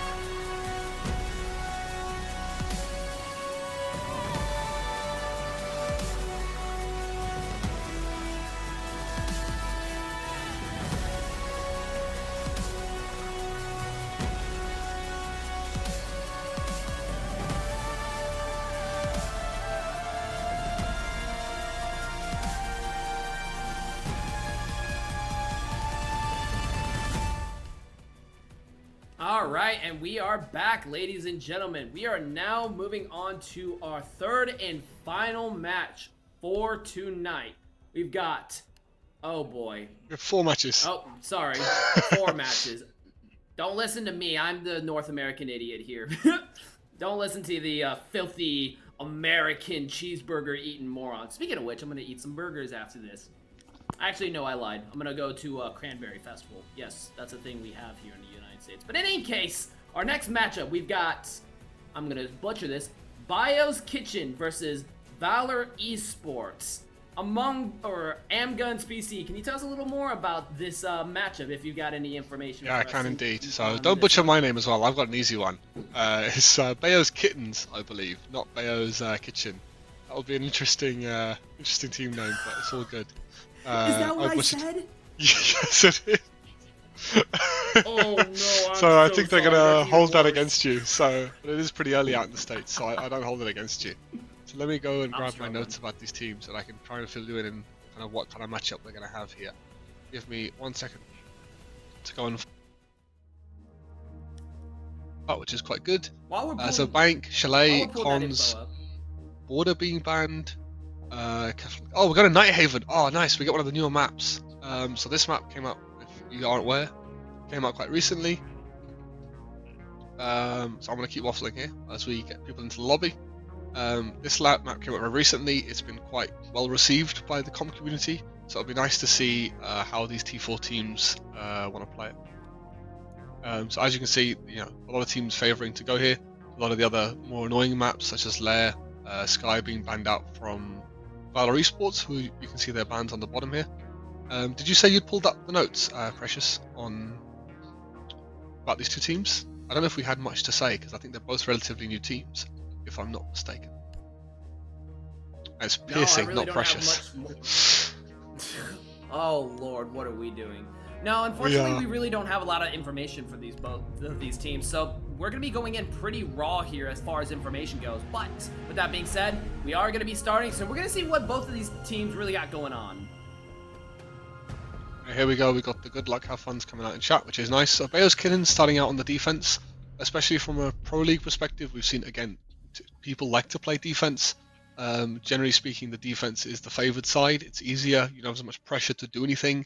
You can sort of, depending on how you want to play, is evite the aggression and bring lots of utility to deal with that aggression, or you can be very aggressive yourself, depending on the lineups we play. So depending on the bans, let's see how these teams want to play out. We've seen throughout all of PBX earlier, we've seen different approaches. We saw our leaders, Lotus, they became very, very aggressive in the tail half of their game. And then we saw in our first game with, who was playing in our first game? In our first match, sorry, we had a team that basically decided we can just hold the bomb site and sit back and let them come to us. So I think we've had a real variety in the games. Hopefully we'll see some more, I'm hoping aggression, because then we have more exciting games to cast, whereas if we just get 1 kill every so often, it's not as fun to watch. So hopefully both of these teams will come out the gate swinging. A blitz ban, maybe not indicating that the teams want to be aggressive, or sorry, Valor Esports not wanting to have to deal with that aggression. The blitz is just not fun to deal with.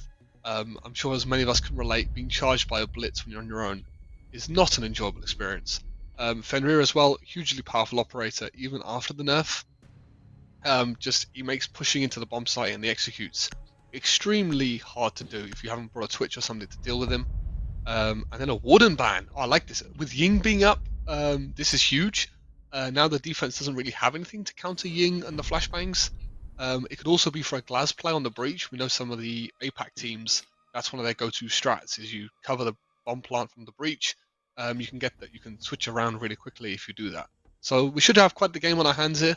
I like the K pick coming out from Bayo's Kittens. This is huge. Obviously Mav not being on the board, it means if you don't bring a Thatcher or something, you're just not going to get the walls open. So this should be an exciting game for us. Bold to assume they can even get onto site. This is one of those maps where the roam presence is so freaking huge. I mean, you've got so much space to play around on every single site, on every single floor. There's so much mobility, so many options to move around and overall just be a massive nuisance. And with Valor Esports bringing minimal clear for that, other than Grim, which is kind of debatable, as that's 10 more for seconds corner remaining. checking. You really don't have You also a have good the Deimos. situation in order to, 5 seconds you know, left. put the damage on site. Your best bet is either, you know, go in Attackers are directly moving out to and locate a cut bomb off and defuse it. the maneuvering back on the site if you can hit hard and fast enough, which that might not always be the case. Keep in mind, you've got operators like Azami who are still on the board, and although Ying can be very violent, I mean... No, this is going to be a it all vertical take here coming in depends. from Valor Esports. If you look at the lineup, I think they're going to go third floor down. This is a very common extension you're seeing from Bayo's Kittens to hold the mid floor because the vert on this bottom site is so strong. So looking at the lineup that Valor Esports have brought, you've got the Deimos to basically be able to clear from third floor down. An underrated aspect of his kit is that pistol has amazing soft destruction. So if you find a tracker of someone on second floor from third floor, you can wallbang down towards him. We might see an opening pick here coming in from Valkyrie.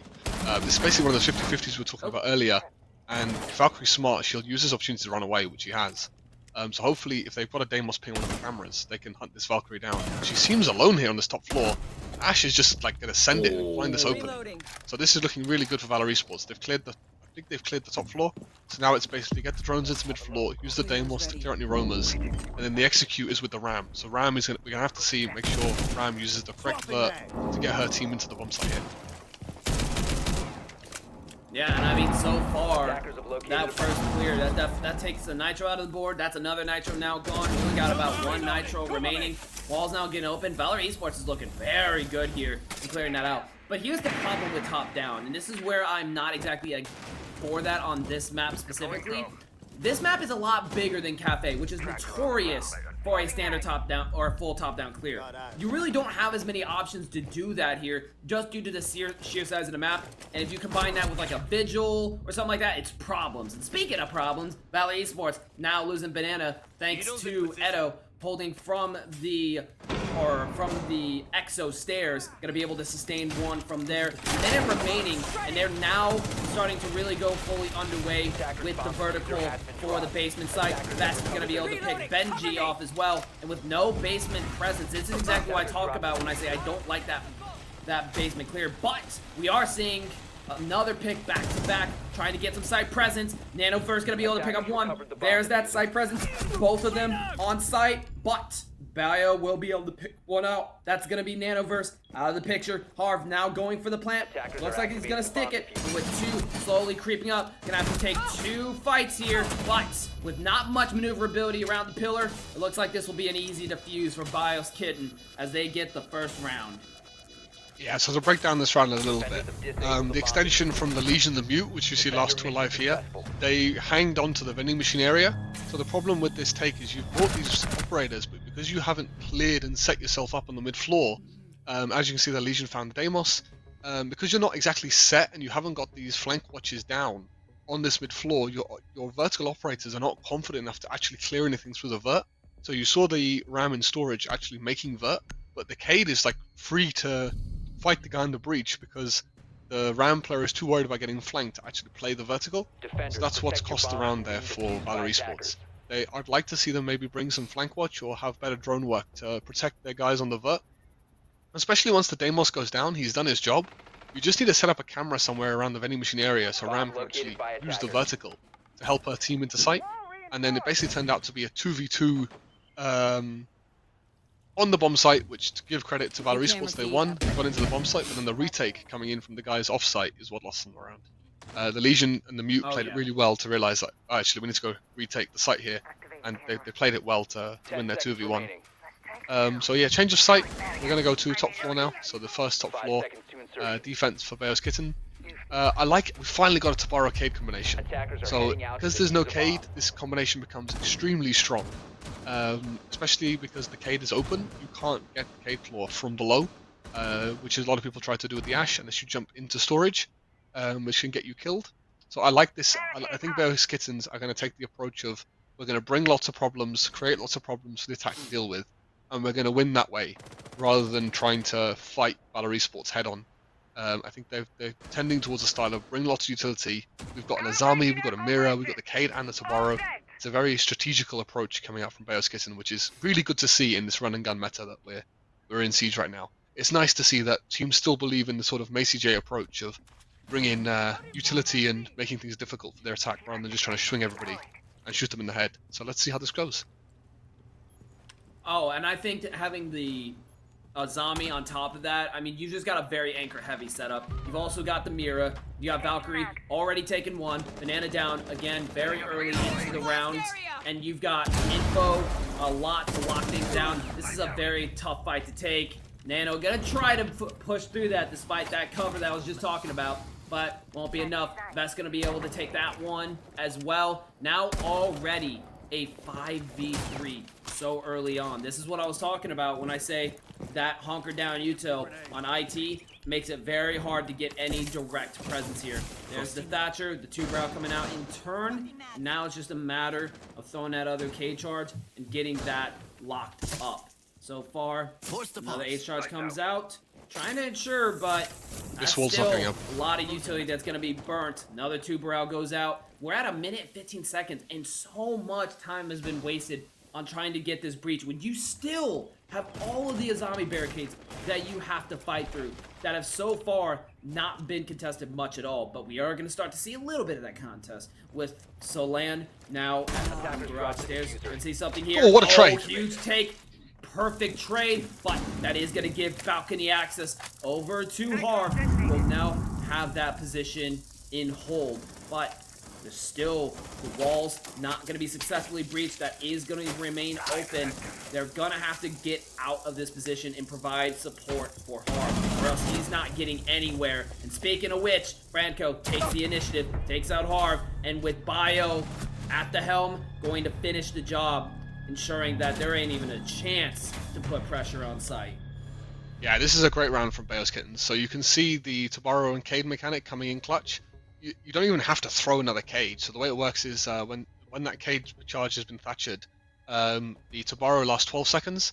If they thatcher it twice, as long as between when you basically count to 10, you throw another Tabaro cage to counter the second EMP. You repeat the process for the third EMP, and then that wall just doesn't get open. Especially when Tabaro was first introduced, there was a little bit of a delay between when the claw comes back online and the gadget goes off, but I think a lot of teams have figured out exactly how to counter that mechanic to make sure the walls don't get open. And Labs is one of those maps where, like, if you can just keep the walls closed, as you've just seen, you, as an attack, you're just going to struggle. Like, there is no way into the bomb sites unless you get these breaches open. You just don't get the lines of sight that you need to put the pressure on the defense, to get people to move around and give you the openings that you need. So I really like this from Bayo Kittens, that they've thought about this. They've been like, we can bring all these operators to make the attackers' lives as difficult as possible.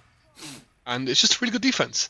As you saw, like, you know, Valor Esports didn't get into the bomb site, or sorry, into the map itself until like 30 seconds to go.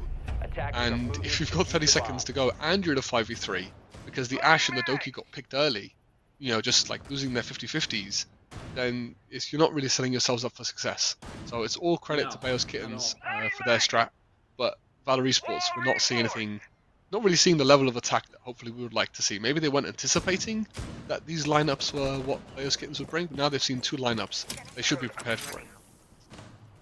Well, yeah, on top of the fact that they don't really have to deal with that nasty combination anymore. But here's my question for you, speaking of wall breaches. When it comes to getting an IT wall open, when you're dealing with a Cade and a Tubarao, wouldn't it be beneficial to bring a Kali? Because Kali doesn't stun the utility, she outright destroys it. And since Cade only has 2 charges, you can pop both of them.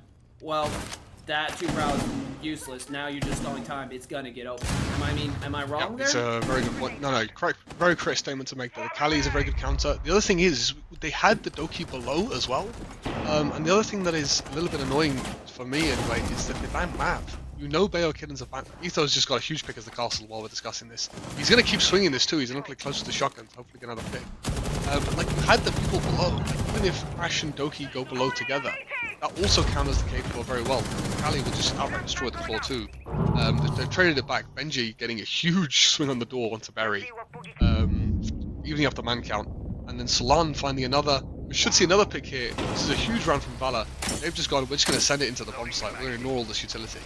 And just, they've converged on the top floor really, really well. So the surgery bomb site has they found their entries on the top floor, cleared this out. And hopefully they'll play the 4v1 correctly, I hope. But Valkyrie bringing one back, and we're now in a 1v3. Yeah, no, there was a major overextension from Bios Kitten. That was not it. Putting that much pressure on from against Valor Esports Attackers are player. activating. I mean, you played around a utility so well, and yet now you're not? Kind of iffy there. And now they've got the plant down, 1v3, minimal information on where these players are, especially with having 2 players now on the vertical. This is a very tough situation to save for Franco. But want to make it happen, you need to move fast. And fast, she's moving, manages to take Benji down, but with 2 players above, you still have a Attackers lot need to protect of trouble the to work diffuser. with, Position especially with compromised. one so close to the window. And there it is, repelled down, tries to go for it, and the pinch consequently after. Yeah, this is a great attack coming in from Valor Esports. You've now seen all 3 bomb sites. So this is now the halfway point of the first half, if you like, in the first quarter of the game. So now being Valor Esports, if you didn't realize that the Mav ban is so they can use the K to Trick, you definitely know about it now. So if the pattern repeats itself, we should be going towards basement. So the problem is for the basement for Valor Esports last time was the no flank watch and we didn't get set up in the mid floor. So if you look at the Defenders, lineup, we protect now your have bombs the from being Nomad, which is defused really by good to see. attackers. We bought the Doki instead of the Deimos.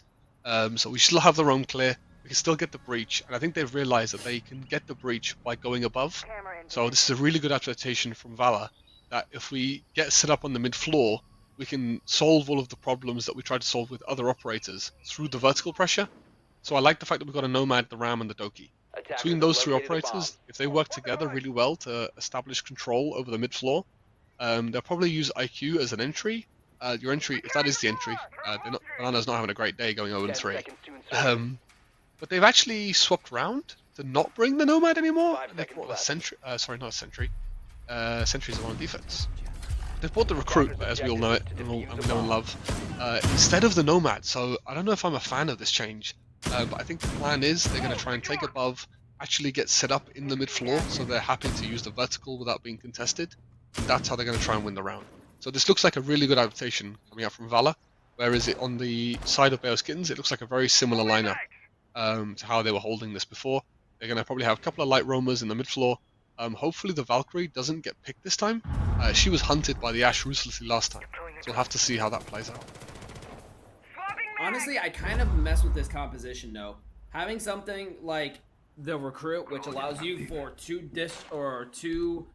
different pieces of secondary utility, flashes and nades, being able to get through, burn, and pretty much destroy everything you come across is pretty damn useful. But it's not really in the position to be able to fully leverage that. He did have the hard breach charge, but now it's time to break down whatever other utility. Whoa, what a shot! What a shot from Banana. Gonna be able to take Eto now down. That's gonna be a first pick. There's still a lot of presence from above, as we can see there. And those shots are gonna reveal the extensive presence that Bios Kitten is now holding from above. But I mean, so far, it's not looking too shabby for Valor Esports either way, except for there. But the refrag does come through. Solon to take Barry. They are getting this clear through, still maintaining a 1-person advantage. But timeline-wise, they're down to 1 minute 20 seconds. They managed to take Vest down as well, thanks to no part in Benji with his shots hitting off from the vertical. It's not looking too good for Bios Kitten here, as they're just slowly falling apart here. And now there is a perfect window of opportunity for Valor Esports to walk on the site here, but this aggression from Franco could either make or break this execute. 100%. I like the fact that Ace is still on drones. He's still got drones coming out from the mid phase to kind of figure out where these last 2 are. As we were speaking about in the previous round, we don't want to give Valor Esports a way back in. Saying that, they have just not run the Valkyrie. So the Recruit has just walked in and been deleted by the Valkyrie. Franco's found it. You can't do that, bro. Both of these guys have, you know the Valkyrie is here. She's holding the cross. So I was just about to say they thought they were about to play well, but they've let Valor Esports back in. Oh no. Franco's now on a triple to save this round. If he finds another, that'll be a quad. They've got info on the mute. I'm not sure if they have info on the Valkyrie. They're holding a really good crossfire here to, No. So, Valor Esports just not understanding how an execute works. I think they didn't have the right cover on the vertical to hold the key entries into sight. But the mid round was much better from Valor. They set up in the mid floor. They actually used the Recruit instead of the Mav on the main breach. so he could go and open both breaches on his own. So the Ace could go help his team with the roam clear. But just a really poor execute coming out for Bayo's Kittens here.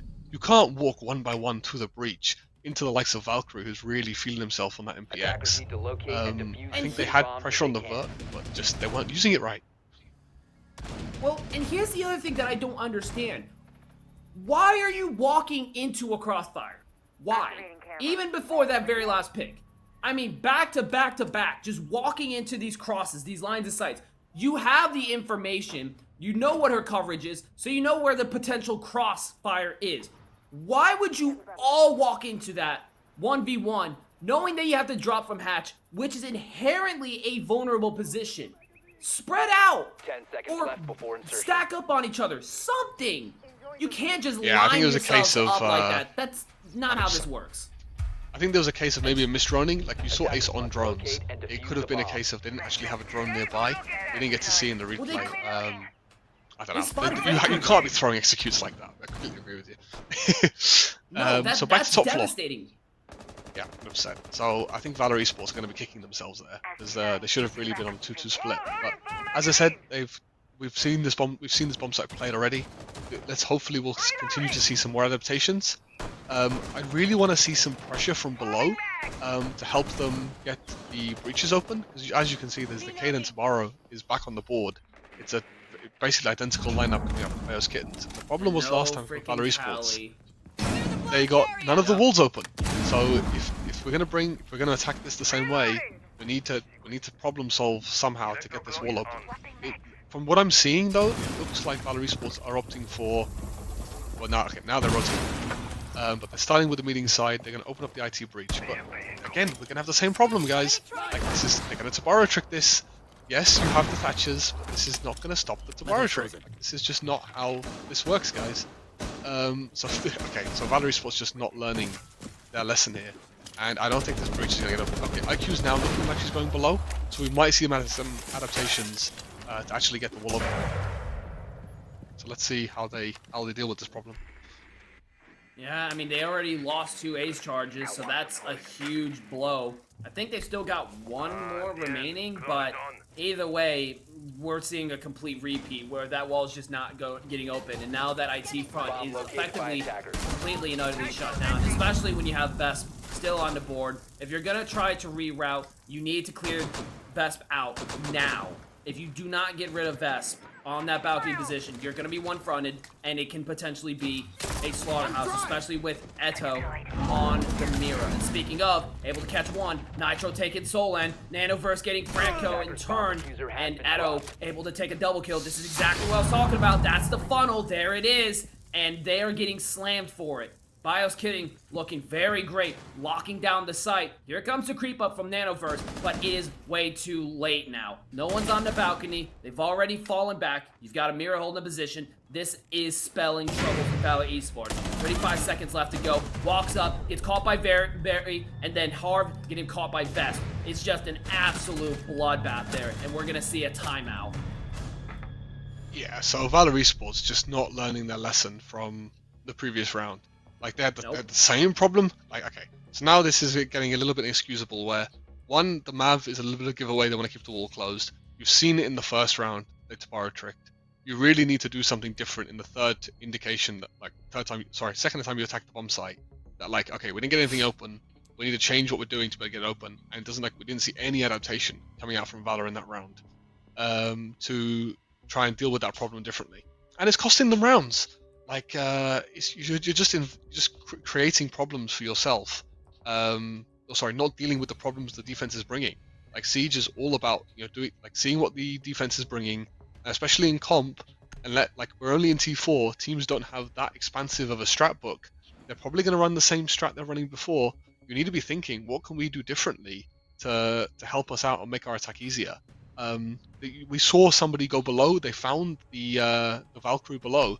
So it would have been nice to see if the IQ had gone below with the Ash maybe to start off with, clear that out, deal with the breach, and then also be able to put additional vertical pressure or backstab Blue later. And we just didn't see that level of depth coming out from Valor Esports. So Bayo's Kittens, 4-1 up, are probably going to be very happy with their performance so far. I think if we see a 5-1 split, the mental, which we spoke about before, is going to be not in a great place for Valor Esports. So hopefully when it switches to their defense, they've still got some gas in the tank to string some rounds on the board. Even with a 4-2 split, I think Valor Esports is going to be very happy. And now we're going to switch to, we're going to repeat back to the tertiary bomb site. We saw a very, very good clear coming out from Valor Esports last time this bomb site was played. So I think if you get a 4-2 split, even if you're Valor Esports, it's not the end of the world. You'll probably be thinking we can do the same thing on our defense. It very much depends how confident Valor feel in their own abilities to defend. So it looks like we're going to see... Sorry, go ahead. I said this is still going to be a tough situation. I mean, you really don't have anything to mask yourself on your roam. You don't have a mute, you don't have a vigil, you don't have anything. So you are extremely vulnerable to flank watch and roam clear. I mean, you've got the perfect storm for a rough time for Bias Kitten. You've got Harv on Nomad, you've got Nanoverse on Dekebi. This is a dream situation for them, unless they don't win their ones and they're forcing these fights like we just saw. Barry gonna be able to take Banana. That's already one player down. When you are going for an initial clear and when you see investment in clear in roaming presence like you're witnessing right now, you need to have your numbers up. You can't afford setbacks like this when you haven't even gotten your star players on a roam clear the ability to exercise their potential. That's not a good start. But there is time to turn this around. They're gonna go for that wall, but it's the same as the first, same as the second. You've got the Two-Brow, you've got the Cade. I don't know what they're banking on here. Maybe they're hoping that that utility isn't there, but it sure as hell is. Yeah, this is... I really like this from Bears Kit. This is my style of siege. This is what I like to see. I like to see tactical operators being used to their fullest potential.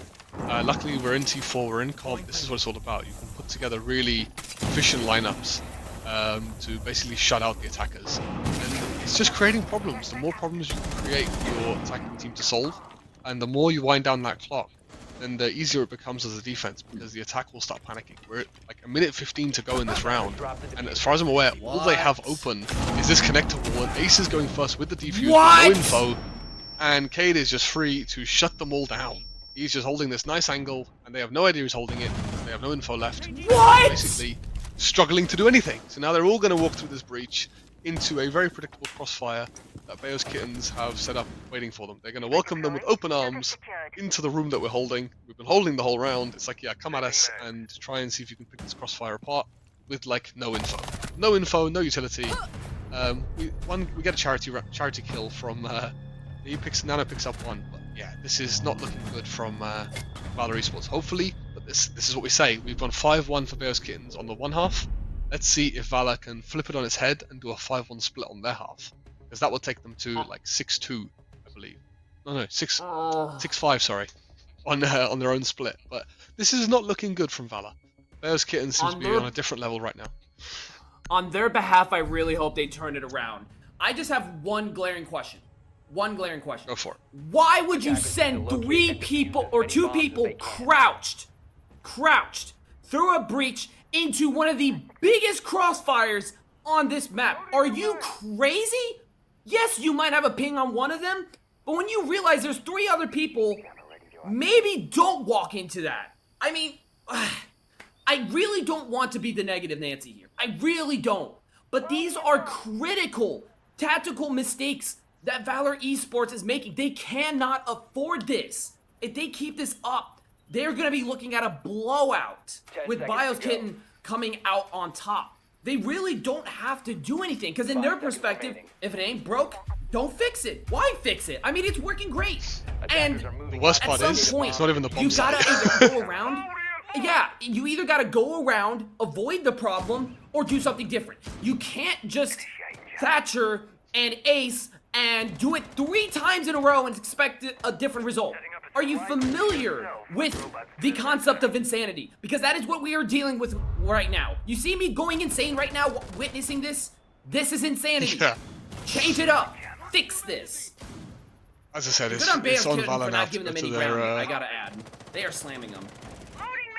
Yeah, but hopefully Valor Esports are like, it seems like a very similar kind of strategy coming out from Valor Esports. They want to hold the basement site by holding mid-floor for a little bit. So we can see how Bayo's Kittens are going to try and take top floor down. So there is a guy on the pillar here, and I'm pretty sure this Buck is aware Are they aware of this guy on pillar? This could be huge. He must have heard him now with the shotgun. So I think they're going to try and huge pick from the mute. Oh, It's very well played to get aggro, but the Doki's coming in for the trade. Doesn't manage to save the What a teammate, but at refrag. least he's got the trade on the teammate. So they've gone 4 for 4, taking about a minute to clear the top floor, which is normally what it Attackers have takes. dropped the bomb So now they need to basically get a move on and take this mid floor. But again, they've lost another body. Banana's picked up Eto in the mid floor somewhere. So now this is not looking good for Bayo's Kittens. Taking this mid floor in a 4v3 is not the easiest thing in the world. If Valerie Sports are smart, we should see them back off. But it seems like they want to continue to hold this mid floor. And this is where we can see anything could happen at this point. Yeah, no, this is a really good roam from Valor Esports. I mean, they are just getting pick after pick, giving them no grounds to be able to move or navigate. I mean, we're seeing that right now. I mean, trying to pinch out Banana, you got the fallback, and then you got another player gonna swing right back in. They don't even have diffuser in hand, which is a big problem. This is how you want your rounds to go out, right? Significant player player advantage. You're keeping the pressure on. This is good. This is perfect. And maybe Nighthaven is just an extremely defender-sided map. Maybe that's just what's going on here. But from what we have right now, not so much. But in any case, this is a big development for Valor Esports. Being able to have such a devastating roam clear is a sign of good success and good fortunes if they can maintain that. Because again, this is a map where you want to be running around, and they're doing exactly that. And look at Nano sweeping 2 up right off of the breach. That is what makes Nighthaven such a powerful map for defense. The ability to run around with no consequences, and we saw just that. Yeah, so this map in EUL, this has a 60% win rate for defense. So, which is, if you're a Valor Esports fan, if you're supporting them, if you guys got channel points on Valor Esports, that is very good news for you guys. That is probably music to your ears right now. That 60% win rate on labs is very good news for you. So again, Valor Esports in a very good position to probably bring this back on their defense. And we need, again, Bayo's Kittens. It was just a couple of picks not going their way, which caused them around. They pinched the guy top floor really well, but the team elsewhere was just losing gunfights that cost them the round. So the first attack for Bayo's Kittens not going great, but if you're a Valor Esports, for their roster, winning around that confidently is probably really going to help you out for your mental as well. Knowing that you played it well, you had a 4v2, you didn't choke the 4v2, this all helps you build momentum to make this comeback possible. No to borrow from the side of Valor Esports, which is a little bit of a shame. So it's going to be very easy for Bayo's Kittens to actually be able to open the walls up for this top floor. People seem to be loving to hide Valk cams in these jungles. We've seen both teams now, courtesy of our observer for catching that, putting on Valk cams on blue for garage. Oh, sorry, it's warehouse now, it's not garage.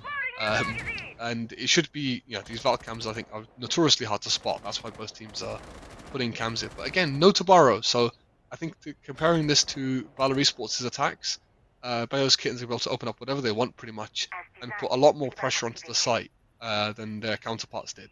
So if providing they do all the steps correctly, you can see them just droning meeting like crazy, knowing it's all clear. We're about to see, maybe in a minute 30's time, that a lot of pressure being exerted into site. You've already got the Ash looking for the backstab. You've got Thermite waiting on the breach for the Thatcher to come over. This is looking like a good attack from Bayo's Kittens. Yeah, I mean, this is pretty much a good setup in a hand basket. You just can't fumble the bag here on that breach. Still wait for that. There we go. There's the EMP, and it looks like they will be able to get that wall. I mean, Cade versus Thermite. Oh, he's tricked it! What? He's done well, he's tricked No it. So way. Thatcher is AFK on the drone. Should have Thatchered this twice, but because he started droning, they've missed the opportunity to Thatcher it twice. So Cade keeping that wall closed should be huge. So all of that pressure that we were hoping that they were going to be able to put on the rafters and stuff is now not going to happen. I can't see if Thatcher has any EMPs left. Maybe Observer can give us a full view. This is looking like but they've adjusted. They brought the bucket to go below. They can try and find the claw, so Thermite should still be able to get this open, providing the bucket doesn't get picked from the vertical. Nice try C4 try and counter the pressure, but this could be a really good adaptation from the bucket. So this is what we're speaking about. There's ways to solve this. Yeah, and he's found the claw. The breach has got open, and they can still beat pressure from that breach as they wanted to. So this is what Valor Esports were missing, is that adaptation to go below and to try something different. So now that both breaches are open, the question is how do you execute into this bomb site? Oh, they found through the vert. They found the guy on the pillar. There's nobody close on the B bomb. If they can identify the site is free, we should see everyone just send it here and try and get the bomb down. Yeah, I mean, so far, BIOS Kidding is absolutely tearing things up after that breach. And look at that! All the picks back to back. That one IT wall. And look at all the impact it had. That one adaptation. Going from below. Finding that K charge. This is what we were talking about when Valor Esports was attacking. That single adjustment does so much good. I will say, though, I still critique BIOS Kitten for the same reason that I critiqued Valor Esports. The amount of time that they lost on that was still a big detriment. If Valor Esports had locked it in just a little bit better, I think BIOS Kitten would have been in a much different situation and not one that was advantageous. But that was not the case. They persisted and they were able to hit hard and fast enough to really catch their strides and throw Valor Esports off guard. And as a result of said strides, they're now at match point. But I still give the same critique that should have been done a lot sooner. That trick, although a little bit unexpected, I really wasn't expecting him to pull that off, because usually, right, because the thermite charge is so fast to go off, you're usually not really able to pull that off. But because of that mistiming with the Thatcher not throwing that follow-up EMP, it did end up working. But it wasn't really enough, as the wall still got open, and Valor Esports just really couldn't hang on from the incoming onslaught. Locate a bomb and defuse it. Yeah, so we're going to see a repeat here, and almost as if Valor were reading our minds, they've now also brought it to Burrow. So as you saw that the BIOS Kittens went below to deal with this, what should happen, or what I'm expecting to see, is a very similar take, but I have a feeling that they're going to buck as they try and get the breach this time. They're going to notice that, like, especially even trying to get the connector wall open here, that Tabaro's already here to try and trick this. This will give away the fact they've got a Tabaro. So you should see in the this get tricked, yep. So then this should be now raising red flags to the Buck, who's already gone below and drawn himself in with the Ash, to basically go below this and go and deal with the K-Claw. It doesn't look like Valor Esports to have any presence in the ground floor. So that basically means the Buck has got free reign to go and deal with this K-Claw from below. So I don't think that BIOS Kittens are going to waste any more utility here until the Buck is in position. Or Franco's just going to walk up and shoot the Claw, or he's just going to take all the space. You don't even have to get the breach if they're not holding. This is really good play from BIOS Kittens. To drone the Ash through, this is what you want to see, your entry right behind the drone. Oh, no. Taking all this free real estate, basically. And basically now be next to site. This drone is still alive. No. This Mute is going to have no... Is it Mute or Whammy? Sorry, Whammy, sorry. Harv is going to... Oh, they're aware. So, but just taking all this space in the first minute of the round. Oh, no, here we go. Just gives him a freebie. So he's heard him, Ash has walked in, got traded. But, you know, you've done your job as the Ash. You've taken all the space, you've helped the team get in, and you've got an entry. The Buck's been found below, Eto gets one back in the breach. And I think the BIOS Kittens are going to get ready for an execute here. Oh yeah, no, they definitely have the opportunity. You've got one player that's still below, that's going to be Banana. You've got three right outside the doorsteps.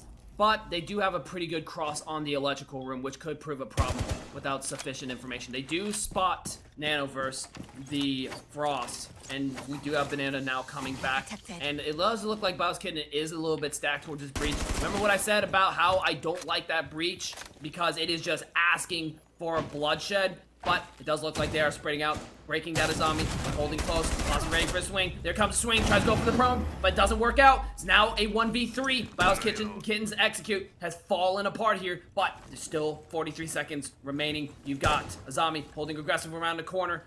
Now it's a matter of the swing. There it is. Barry does manage to catch Banana. Not a headshot though. Sustains a little bit of damage here. 30 seconds remaining. It's now 2, watching the same angle. Gonna have to find one here and try to create that space. Limited utility, limited time. You've got to find that one pick.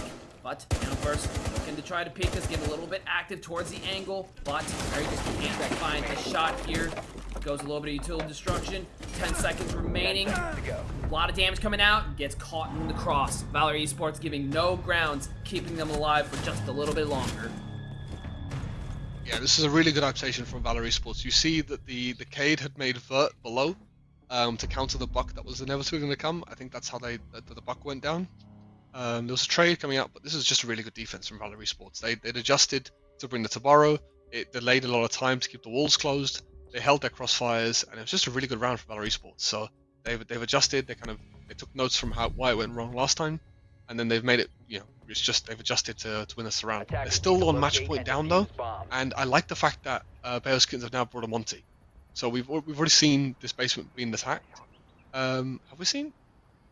We're on Attackers round have 9, located a bomb. and round 6 was the swap. So yeah, I think we've seen the basement defense already. If you can correct me if I'm Yeah. wrong, but I think this will be the second time they attack basement. So I like the pick of the Monty. It helps the roam clear. They've brought Ying and Capital, which is huge. I like being able to. This might be a fast plan here. I think if Bayo's Kittens have realised that there's no wall denial other than the mute, if there's no Kado to borrow, 10 then we seconds can to maybe go. just get the breach open and ignore all of this roam clear.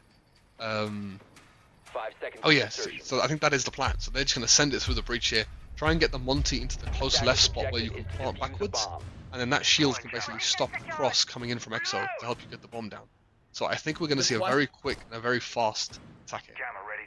I definitely could see that. I could see the opposite, but if they are going to go for a fast push, what's going to dictate how this goes is how deep they go. Because keep in mind, they don't have flank watch. They don't have a nomad. They don't have a gridlock. And not to mention, there's still a nitro on the board, and that's going to be from Solon. So how they handle this situation is going to dictate the effectiveness of this. They're going to need to push hard, fast, and deep. If not, they're going to be in a world of trouble. Oh, but there's a lot of utility holding them back. Banana already catching best. Now Edo trying to walk further up. The Yings go out. Monty's also blind as well. A lot of util spam coming through. Ying Edo will can let us manage come to back start down, the man. plant.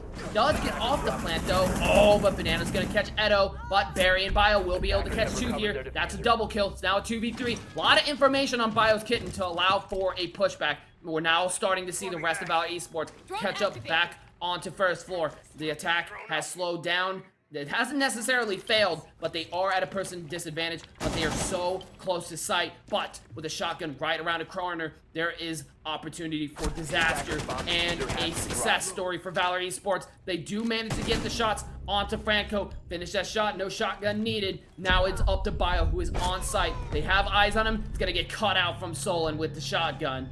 The rush, in fact, failed. Yeah, Valor Esports very, very ready for the rush. You saw that like the castle's already got Vert on the default plant spot. They had an Echo on the board as well, which gave them huge info that what was going on. I think if you're Bayo's Kittens, it's not the end of the world. You're 6-3 up. You can afford it. I'm very curious to why they preferred to go through the Animus breach compared to the main breach. I think maybe they might have been because there was more vertical on the main breach. But very interesting decision to push that way. With the hatch open. I think maybe because they thought the hatch was closed, nobody was going to play on it. But then again, very well played from Valor Esports to get on the vert, open the hatch up on Animus, so they can help their team, help their anchors out from above. And that's why the vert is so important in this map. It's a really, if you hold the vert, it can really help you hold sight. It can cause so many problems for the attack. But again, if you're Bayo's Kittens, you've still got 2 more chances to close this map out and basically go top of your group or to get a win in your group. First time we're going to see the tertiary site. Both teams preferring to go to this bomb site compared to the kitchen bomb site. I think a lot of people in rank prefer the kitchen bomb site because they're not aware of the vert that you need to make to hold this particular site from above. Again, I think we saw that Bayo's Kittens brought the K to borrow to hold this bomb site too, whereas Valor Esports seems to be going with a very different approach. I think with Solus and the Mute, they're going to try and deny as much info on this top floor as they can, and then try and play aggressive off the back of it. That seems to be like the plan that Valor Esports are going with. We have to see how Bayo's Kittens read into this. They've got a very sneaky lineup. They've got the Knock, who's probably going to go basement and sneak up. Yeah, they've already opened basement up for her. Solus is aware to this. So there's a Monty and a Knock here. So this Solus is going to have a real problem on her hands soon. Oh, it's a Buck, sorry, behind the Monty, not the Knock. Very interesting to see where the Knock sneaks in there. It's a very unorthodox take in Bayo's Kittens. Ooh, that was almost a nasty shot. They do finally spot out Solus, but she is gonna get flushed out. Overstays her welcome there. When you got a Monty and a gun right behind it, probably best to back off, but she was looking for blood, and instead got the blood on her hands, her head as a matter of fact, as she goes down. But does bring Vest down to 50 HP, but now they have that walk up, that element of surprise, if you will, because now they're right outside of sight. They've got the demo scan going on. They're able to get eyes on Legion. They know there's one playing deep above. It's going to help with Edo and the rest of the team for clearing that out. So far, they've got some good presence, but with 1:39. They've only caught one, and they've still got some ways to go in order to break down site. This brings a lot of opportunities to flank here if Valor Esports so chooses to pursue it, which is a very real possibility. You've got 2 playing on the balcony. That's a lot of mobility off site to get some damage in. Monty runs in, completely blind to Harv, gets taken out. Benji catching Franco as well. Where is the drones at, guys? Man, I don't get it. I mean, that's multiple times walking in blind into a bloodbath. However, Edo looking to take one, does manage to catch Solon. Vest does go down, but they will be able to secure that res as Edo's on a tear with a double kill, manages to pick another. The intel's not there, but who cares? You can outgun him, right? And that's what they did, as now it is all up to Nanoverse. They've got the tag on him, 3 guns looking straight at him. This is a very dangerous situation. The plant going down to flash out. Oh, but a very nice pre-fire headshot onto Barry. And that is going to be Deimos down. That gives a little element of uncertainty to help with the situation. But yeah, no, both low HP, knows where both of them is, or only one, as Vest will swing at just the right time before Devastation arrives. And that is going to save the round, save the game, allowing for them to come out on top. Bios Kitten, congratulations. That was looking a little rough for a second. Yeah, I got a spicy round. So I think they must have spotted the Solus was playing in basement. That's why they brought the Monty and the Buck to go below. It makes a lot of sense. So if you're not aware, all of this bomb site has a soft floor, I'm pretty sure. So we've seen a lot of clips from Pro League where you can have a Pulse or a Solus play below to basically deny the plant. Gone back to casters yet? There we go. Nice to see you guys again. So it makes sense that they hunted and they played it well. There was a bit of, I'm not sure why the Monty wanted to shift W towards the castle instead of the mute. I think it would be nice to see the Monty take his time to actually check what's going on in the bomb site. It seemed like that one castle barricade in Cargo Hallway was that could have been the problem. But yeah, Bear's Kitten winning out 3v3 after all the trades were said and done, after the death settled. They were in a 3v1 because I think it was just the mute basically was trying to single-handedly hold down the site. The castle wasn't really holding the cross on him. So Bear's Kittens identifying that they kill the mute, they'll have the site. Picking up the Buck to play the 3v1 post plant is, got them to win. So Bear's Kittens clearing it out. I think Bear's Kittens having such an advantage from their defensive half, going 5-1 up due to the basically because of Cade and Tabaro. That combination single-handedly winning them the game pretty much, because Valor Esports just not providing the adaptations that we saw Bear's Kittens do by using the vertical. I think Bear's Kittens just having a lot more understanding of how this map works, maybe understanding a lot of the different takes and how you can deal with problems, whereas Valor Esports maybe not as rehearsed in how this map works. Yeah, Nightingale could definitely be one of those more frustrating kind of maps to play, especially because it's not as well solidified, well defined. It doesn't have different variations. It can make for a tricky situation. You have to be flexible, you have to be adaptable, and you've got to be willing to get uncomfortable and do things that you otherwise might not want to do on a different type of map. And fortunately for BIOS, they were able to pull it off. Sometimes it worked, sometimes it didn't, but they stuck to the principles that they knew were going well, like you mentioned, Cade and Tubarão, and were willing to spice things up just enough that it was able to push the edge from a stalemate. But unfortunately for Valor Esports, the adaptation, while it was a good point for BIOS Kitten, is unfortunately a downfall for them. We'd seen them run into multiple choke points, and they just couldn't get around it. I mean, BIOS Kitten just kept running it back and was able to still get the same result. And when if anyone tells you we're in a TDM meta, just show them this game. This is a prime example of why Siege is a game all about utility. There's a lot more strategy than a lot of people would like to lead you to believe at the moment. Yes, you can just run in and shoot people as much as you want, but there is a big side of the game where if you want to use utility and you're focused around it, you can definitely make it work. So I think we're going to jump to a break to get everything set for the next game. So we'll see you guys after the break.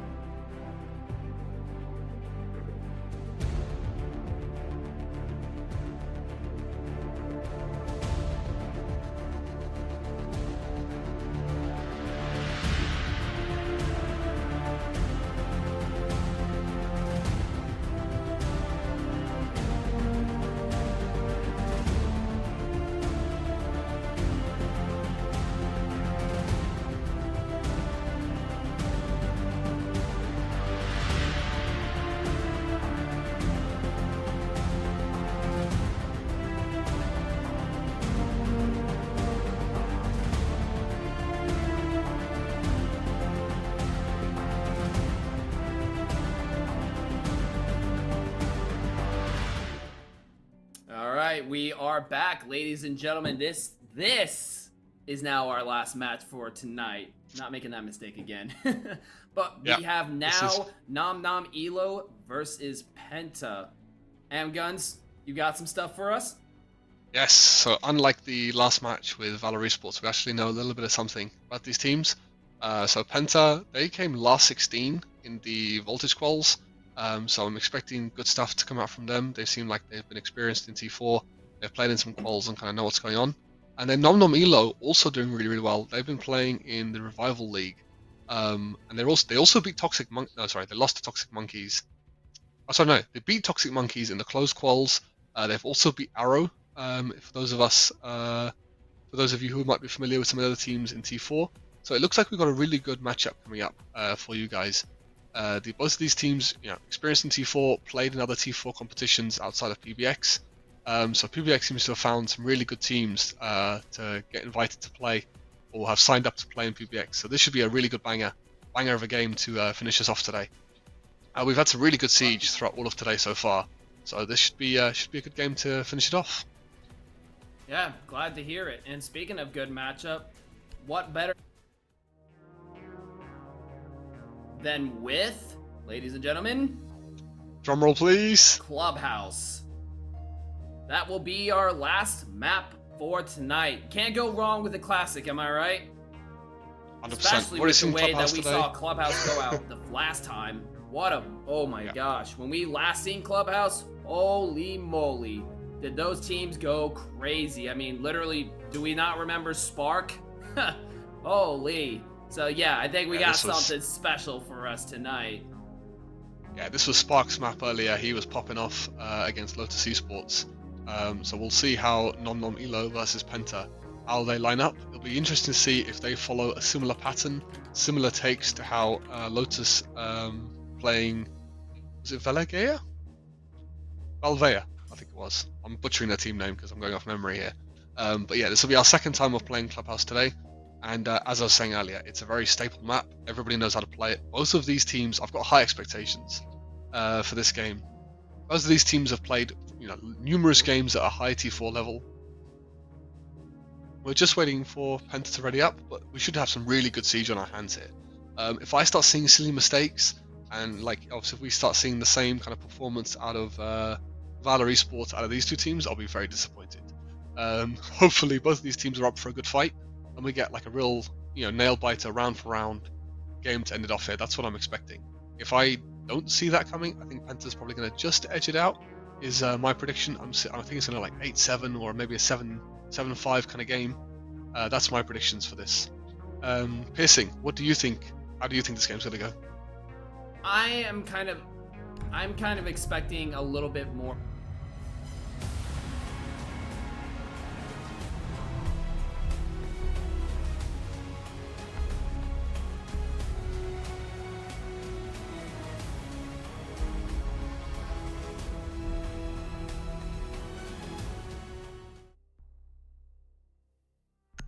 As I was saying, I think it's not going to be that close. I'm expecting more of a little bit of a 7-5 in my opinion. All right.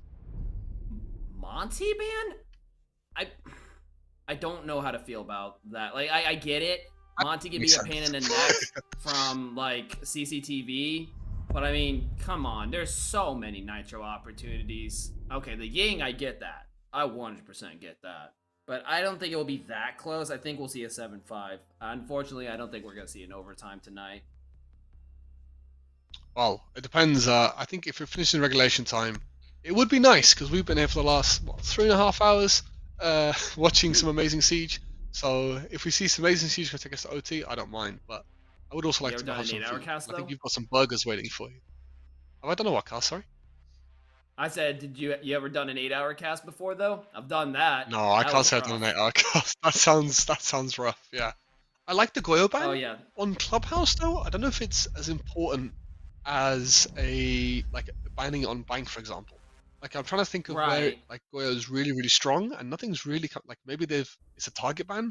Maybe they've looked at some of the previous games of the opposition, and that's why they've banned the Goyo.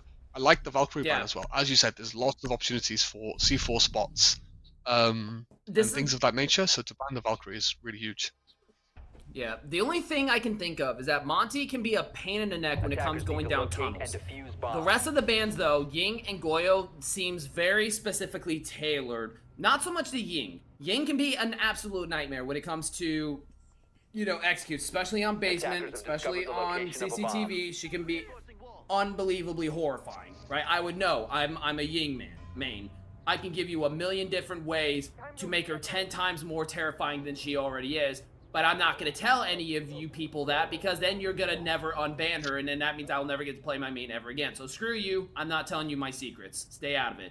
But as far as the Goyo goes, I think that one is the most probable for some kind of targeted ban, or it provides a big counter into their attacking philosophy, which is probably more slow and methodical, which I think there might be some substance to that. I mean, if you look at the composition, you got Ram for vertical, Buck for vertical, you've got Deimos for roam clearing, you've got Grim for enabling. I think we could be seeing that Goyo would just disrupt this approach, this time-sensitive playstyle, but other than that, that one's the only outlier, but I can see the rest, to be 100% honest. The main problem here is going to be there's no Thatcher on the board coming out from Nom Nom Elo.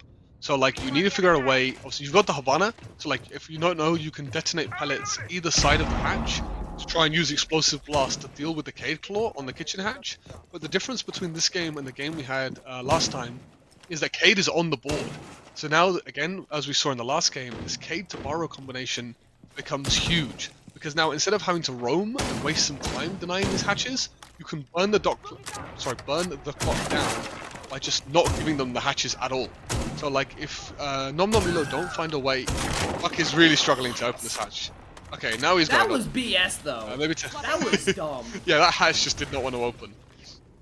But yeah, so the plan is, I think Cade Claw has not been cleared yet. You can see how Habana, she's put the pellets either side of the hatch. And in that way, we're going to try and use the radius to clear the Cade Claw off the hatch. But then the problem is you can't do this for the motor hatch. So no matter how much EMPs you bring, this motor hatch cannot be. You just can't put the pellets to either side of it because it's hard ground. So you're not going to have the ability to drop this motor hatch and use it as part of your execute. So knowing that that's happening, and I don't know if they know there's a tomorrow on the board, they're going to find out sooner or later. You have to now prioritize either kitchen or push down this hatch. Is if tomorrow plays this right, it's just not getting open. So you need to now adjust your plan. Non Nom Elo still with a minute on the clock. I've got plenty of time to go and maybe take dirt, put some pressure on blue, and try and force this kitchen execute. Because that is the only, like, look at all these discs on main stairs too.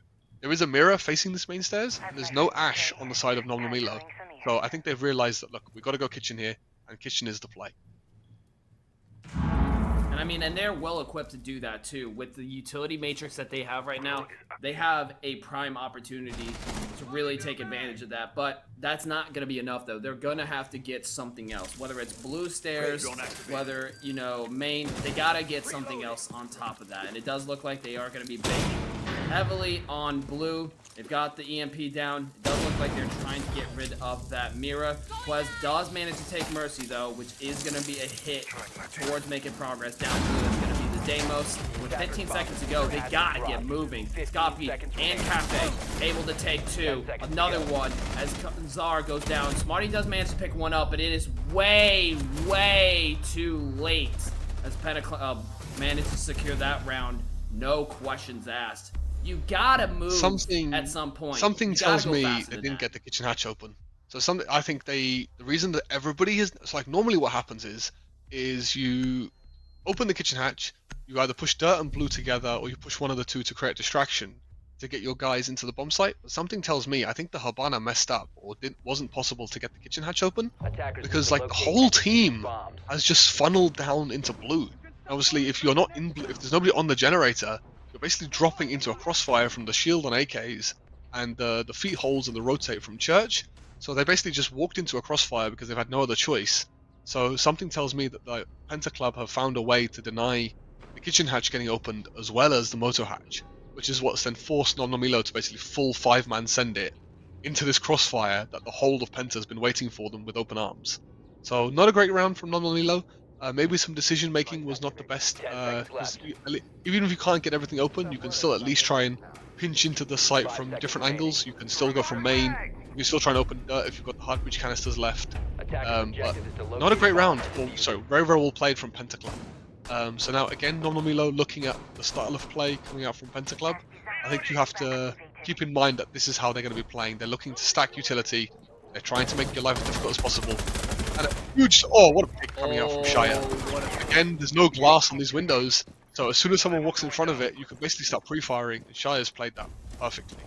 And that's a capital off the board as well, which is going to make your execute really difficult. So 4v5 already for the attack, as if attacking through this lineup wasn't difficult enough already. You're now in a 4v5 as well, losing all that utility on capital. Well, and the problem right now, which is what I'm seeing, is that their composition relies on taking it slow, gaining grounds, and not leaving themselves vulnerable. But what I'm also witnessing, and this is a big problem I talk about in competitive. Whoa! Okay, running into a Claymore, that's not the key, but does manage to take one in turn. Still gonna maintain that advantage. But back to what I was saying, the problem is this, what I like to call, when it comes to T4, the hesitation effect. Basically, when you have everyone trying to play it safe, keep their lives up, and you are now in a position where you don't really know how to progress or proceed. And so you're kind of sitting there like, well, what now? And I kind of call that the hesitation effect. And now you got everyone slowly dialing one by one, trying to make a move, and no one makes any progress in turn. And I think that's what Elo might be struggling with. Because, I mean, so far, yeah, that's where your where we are now. enablers come in. Yeah, so your ops like Capital, your Grims, your Yings, of which is now not available. Ying being the sort of default pick is when you get to that middle phase of the game where you're like, okay, we've now set up next to site, how do we get in? That's where a lot of these operators can really shine, but obviously losing your Capital like straight off the rip, getting picked off spawn as you cross that window, really doesn't help you beat that hesitation effect. It just comes down to a couple of shots ringing into Yellwest from mainstairs. But it just comes down to how you plan to problem solve. Ideally, you can think on the fly, and that's what separates amazing teams from good teams, is being able to fix these problems as we saw on labs. But ideally, you want to think about them beforehand, and then that way you can. And saying that, Elo have not thought about it because they just do not have the control they think they do to be able to walk into this bomb site. It's now a 3v3. Oh, they've traded it back though, with Cohen finding another one. It's now a 2v1 on the Thermite who's trying to plant the bomb. I don't think that they have info. They do have info. There's a red ping on the bomb site, so there must be a BP. Yeah, there is a BP in gym somewhere giving the 2v1 info. So if you're Pentaclub here, you just need to not peek and burn down the time. And yeah, it's that hesitation effect you spoke about. You need to be prepared to deal with it. You need to kind of have a plan of how you're going to get into the bomb site. That's a lovely pickup from Cohen on the easy 2v1 because of the info they have on site. No, I mean, absolutely. That's kind of a big problem. And they had that opening, but they didn't know what to do with it. Again, this is where I don't like teams playing slow. I mean, it's not because I'm just some TDM egghead. It's because I see a lot of teams, when they try to play it slow, they don't have a plan of action. Oftentimes, unfortunately in T4, more often than not, playing slow is a consequence of lack of confidence and lack of preparation. And unfortunately for Elo, we're getting a little glimpse of that, and that's kind of what's starting to come out on top. If they want to start picking up rounds, they need to be able to make a play, but also have an actual plan of action for what they're envisioning the round is going to go out. Because if you're just holding out, hoping for the best, keep playing it passive, playing it safe, you know, not trying to give your life up, at some point, okay, and this is the fundamentals of Seed, right? Unless you get a flawless round and the other team just fumbles the bag, or you just do everything star-spangled perfect, someone's gonna die. And you just have to accept that. You have to accept that someone's gonna kick the bucket, and that's gonna shift things. And that's what separates a good team from a mediocre team, is how do you handle the fact that someone's gonna die while still gaining the space and control needed to win the round. And so far, it doesn't seem like Elo has the answer to that, especially as Penna is not really giving them much grounds to work with here, and they're not over swinging such that Elo can start just picking up lives. It's not happening. Yeah, so as we move into this third round here, we've got the Bandit who's going to be Bandit tricking the Breach, and as we saw the Ace to, the Nerf to Ace, you can't, okay, I say that, they have actually managed to open the Breach up. I think they've stunned through the drone hole, or to enable the normally if you bandit trick, and there's a huge pick coming onto the radio window as well. Normally bandit tricking is and the trade comes right back from rafters to take out the Zofia. Oh sorry, take out the ace on the breach who's holding rafters.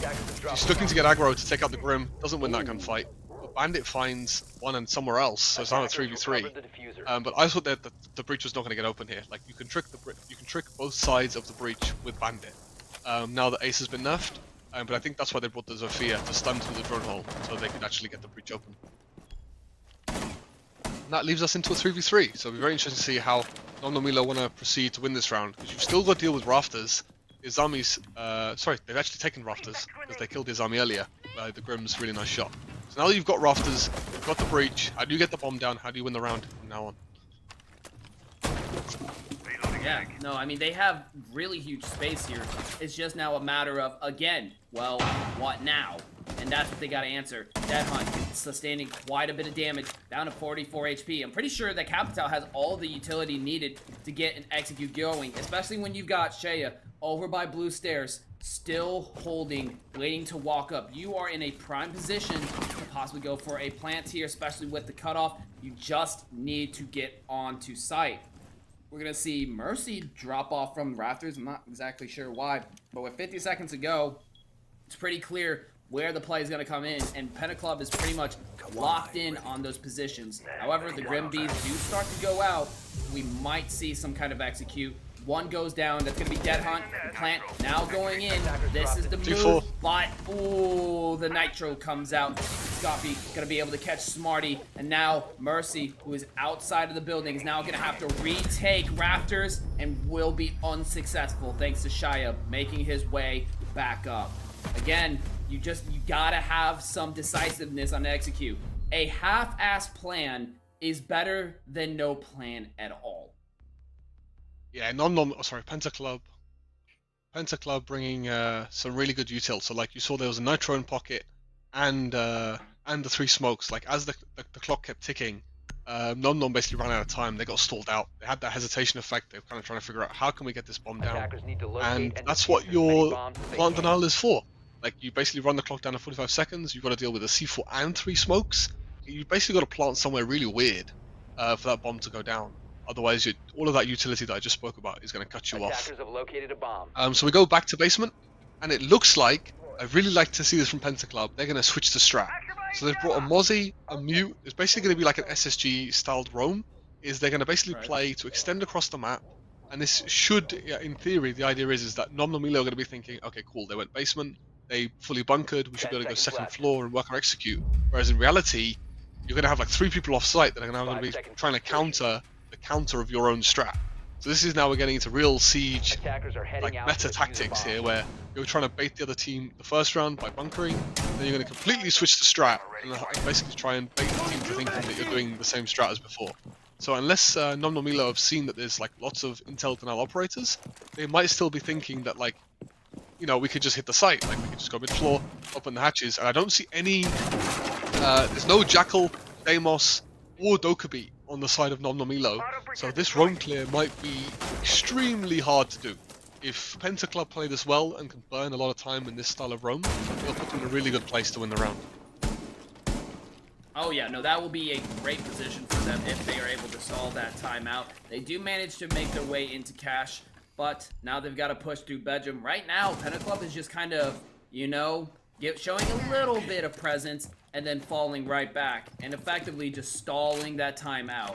We're now a minute in, and so far they haven't started the vertical yet. If they can keep that up for just a little bit 30 longer, like 30 seconds, which might involve them getting some gunfights, that would be critical in being able to sustain basement. Because I mean, if you look at the composition, this is heavily geared towards, you know, setup and execution. You've got Ash with her charges, Buck with flashes, you've got Grim, the enabler, and then you got Ram and Hibana. This is just all, you know, set up heavy.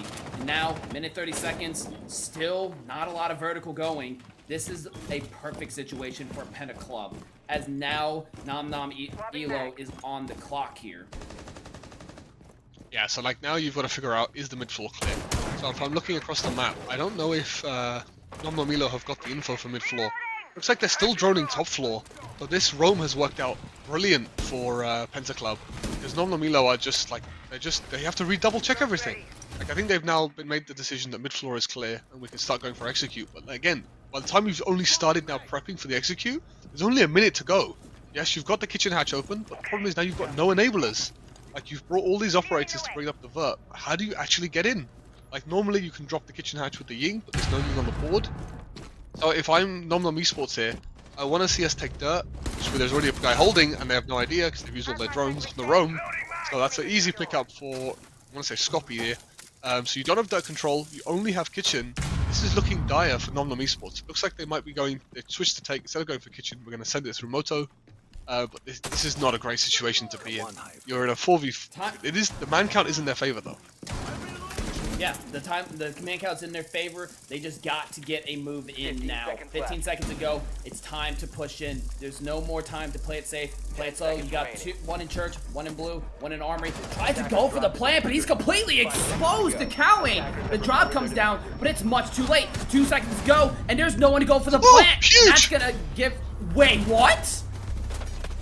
Yeah, the triple kill came out from Habana. Whoa. He picked up one in dirt and then got a collat, I think, onto the guys in church. So that man count that we're speaking about coming in clutch for Nom Nom Club. I'm really annoyed about the timing. If this Habana just flashed blue, the guy wouldn't be able to deny the plant. But it's really well played for the rest of the team to spring into action and pick up the kills, like as everything started popping off. Wow. So Nom Nom Milo just edging that round out because. Yeah, like the Habana just popped off, got a 2k, the Ash found one. And yeah, but the skin of their teeth just bringing that round out. So I think if you're Penta Club, you're going to be a little bit annoyed. Well, you're not going to be too annoyed because it was a 4v3. But that roam strat not working out as well as the bunker strat for them. So now we go back to Jim. I mean, and if you've seen the timer too, like it literally cleared out, like it was out of time. But I mean, down to the last 10th of a second. Being able to pick up those crucial picks thanks to Yoast. I mean, talk about insanely close. But man, we got to talk about that diffuser attempt though. That was really not it. Planting when you've got a player holding blue. I mean, sure, it turned out to work because you displaced blue, but that came way too late. If you could have done that sooner, you could have had a plant and been in a much more comfortable situation. But, I mean, hey, if it works, it works. But you gotta acknowledge the fact that fundamentally, how that was played out, that was not a winning situation for Nom Nom Elo. Time was not on their side. They lost the diffuser. I mean, yeah, that could have went a whole lot worse. I mean, it basically as we're coming to round 5 here, we're going back to our gym defense, and it doesn't look like CC's going to get open. So this bandit has successfully bandit tricked the CC breach. As we now rotate over to get the jacuzzi breach. Yelmas has found the bandit. Maybe through the drone hole? I have no idea. But like, I like the utility usage coming out from Nom Nom Milo. We're clearing the mirrors with the Habana, with the range hard breach, getting this wall open as well. This Ace is going to get denied. But I think if Ace has another charge, or if Habana comes over, they can still open these mirrors. So this is looking like a really good setup from Nom Nom. They've understood that we can't get the CC breach open, so we're going to rotate the jacuzzi and open up what we can. So they've got I think they've got the Logi mirror open. The bathroom mirror is still up, so we're sort of in the mid round now, where we're in that hesitation phase. Nom Nom Milo found a pick, but now you've got to do your drone work, see where you can find the entries, and get into the bomb site and get that bomb down. Or at least get into the map to find a pick. Right. That's going to be one of the keys that they've got to look for. They got to find some kind of keys for success. They might have gotten an outlier, but, I mean, considering, yeah, that's not going to be a sustainable model. That's not something they're going to keep up. I mean, look at the time right now. We're down to 1 minute and 3 seconds, and we're just now getting into construction. They do have a player down. Cafe is now down to 6 HP, 1 bullet, 1 kill. But, I mean, still, you have to find some kind of opening here, or you're not getting anywhere. Don't know what that's. I think they know the Vigil is stuck. I think they know he's 1 HP too. Yeah. So we're going to see a pinch come out here to kill this guy, yeah. What a genius fire. So well placed. But he's kind of just blocked his team off. And what? A TK? Okay. Quest to take another. I don't even know what to say for what just happened there. I mean, they were looking really good. I mean, they were able to take out the player Vigil. They knew he was low, and they ended up blocking themselves off in turn. But in any case, they've got 10 seconds to go. Gonna have to go in, try to take these picks. Need goes for just that. Diffuser not in hand. Takes a little bit of pot shot damage from all the way in cash, but they're too far spread out, and he's not gonna be able to find anyone, unfortunately. Penta Club picks up another round. Yeah, I think the mirror still being available to the bathroom mirror still being not dealt with was the major roadblock of this round. I think not being able to get into CC because they tricked the wall, and there's a couple of stages of the attack where because they failed to clear the utility properly, it's really bit Nomnomilo in the foot. So they've had to switch the attack to try and basically push up main. I think the guy who was playing Logi basically killed the guy coming up the main stairs, and then that just shot the other guy in the back of the head, leaving it into a 2v1. So that was not the most ideal situation from Nom Nom. Again, coming back to this basement site, it was the CC. There is 3 relatively strong bomb sites on this map, so a lot of people are not liking CC anymore, or using it as their tertiary site, but because Penta Club could actually win their tertiary site, it means we could see a 5-1 split. So where we would normally see a 4-2, because we've seen a tertiary site win, we're not going to have that in this round, so that's why Penta Club can go back to basement and almost take a 5-1 split. So it looks like Penta Club have again switched their strat back to their anchor strat. They've ran both. They ran the roam one and the bunker strat. And I would agree with them that their bunker strat played out a lot better. It was a lot closer. It was a definitive victory for Penta Club last time they tried this strat. So unless we see some adaptations from Nom Nom, this will follow. This will be not ideal for Penta Club. The problem was last time I think they didn't get kitchen hatch open. That's why they had to funnel down blue. So we need to really see. I don't see any EMPs. Maybe Grim has, if the observer can give us the wider view. But if there's no EMPs on the Grim, this hatch is just not getting open. But I mean, this is what Penta Club does so well, though. They're able to maintain, you know, the roaming pressure. They're able to stall the time, and they keep their count up for the most part. I mean, that's a really tough ask when you're a team that likes to play it slow, you know? Like, there we go. So we can see that Grim has the EMPs. It looks like they missed, or was he used on a motor? Where's the Grim right now? So Grim has got the EMPs, so we should see these hatches get opened, unless they get... But they have the Tabaro. So even if you're going to try and open motor hatch with the EMPs, the Tabaro could just keep it closed. So it's mainly going to be that kitchen hatch we want to see focused in. You know from the previous attack that motor hatch is going to be tricked, because that's what he was tricking last time. So it's going to be... I would like to see Nomomilo focusing the kitchen execute and getting set up to take through kitchen, knowing that motor hatch is going to be closed. Right. And so far, I mean, they're pacing it a lot better here. They're down to 1 minute and 30 seconds. No players have been lost on either side. And so far, they've got a lot more presence when it comes to kitchen. I'm not sure where Penta Club went with the run clear, but they've really backed off here. But they are going to be able to pinch out Cafe. That's going to be huge and opening an opportunity for Church. They can use this. They know there's one close to Chassis. Oh, but unfortunately, they're not going to be able to clear out the blue player. That's going to be Shia to take Dead Hunt. That is going to put him back on a 4v4, but they have a little bit of displacement over by Church, which they could take advantage of. But no players in Moto. Yellowest able to take Shia. It's now 3v3 as Scopey takes Smarty as well. It's a back and forth with no major grounds gained. You have to gain grounds when it comes to the attack. And so far, now Namilo is just not able to get the space that they want so far. 40 seconds remaining. They have to make a push. Smoke start to go down. We see the swing from Khazar. As Scopey tries to retake that mirror. Is unsuccessful. Mercy taking another as well. That's Cowian down. It's now a 1v3. It looks like they've got a successful execute as they will be able to initiate that plant. It does look like they're going to go through. Here comes the swing from Blue. But spot one from above. And Quez manages to catch one. Wild Flash, second flash comes out, and Yelwest is not letting Quez have a chance here to turn this round around. Yeah, just completely ignore me about the not being able to push Moto part of things, because they did actually get Moto open.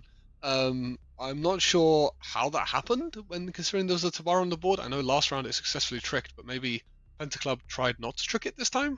But that's a huge round for Nomnomilo. Having a 4-2 split compared to the 5-1 split, is going to be really good for you guys and give you guys a lot of confidence, especially doing it on the basement site, which is a very defender-sided map. That's going to give you a lot of confidence saying, yes, we won that basement site. Now we're going into defense, we're going to have a lot of confidence. Whereas if you're 5-1 down, you're probably not going to have that level of confidence that you did if you hadn't won the previous round.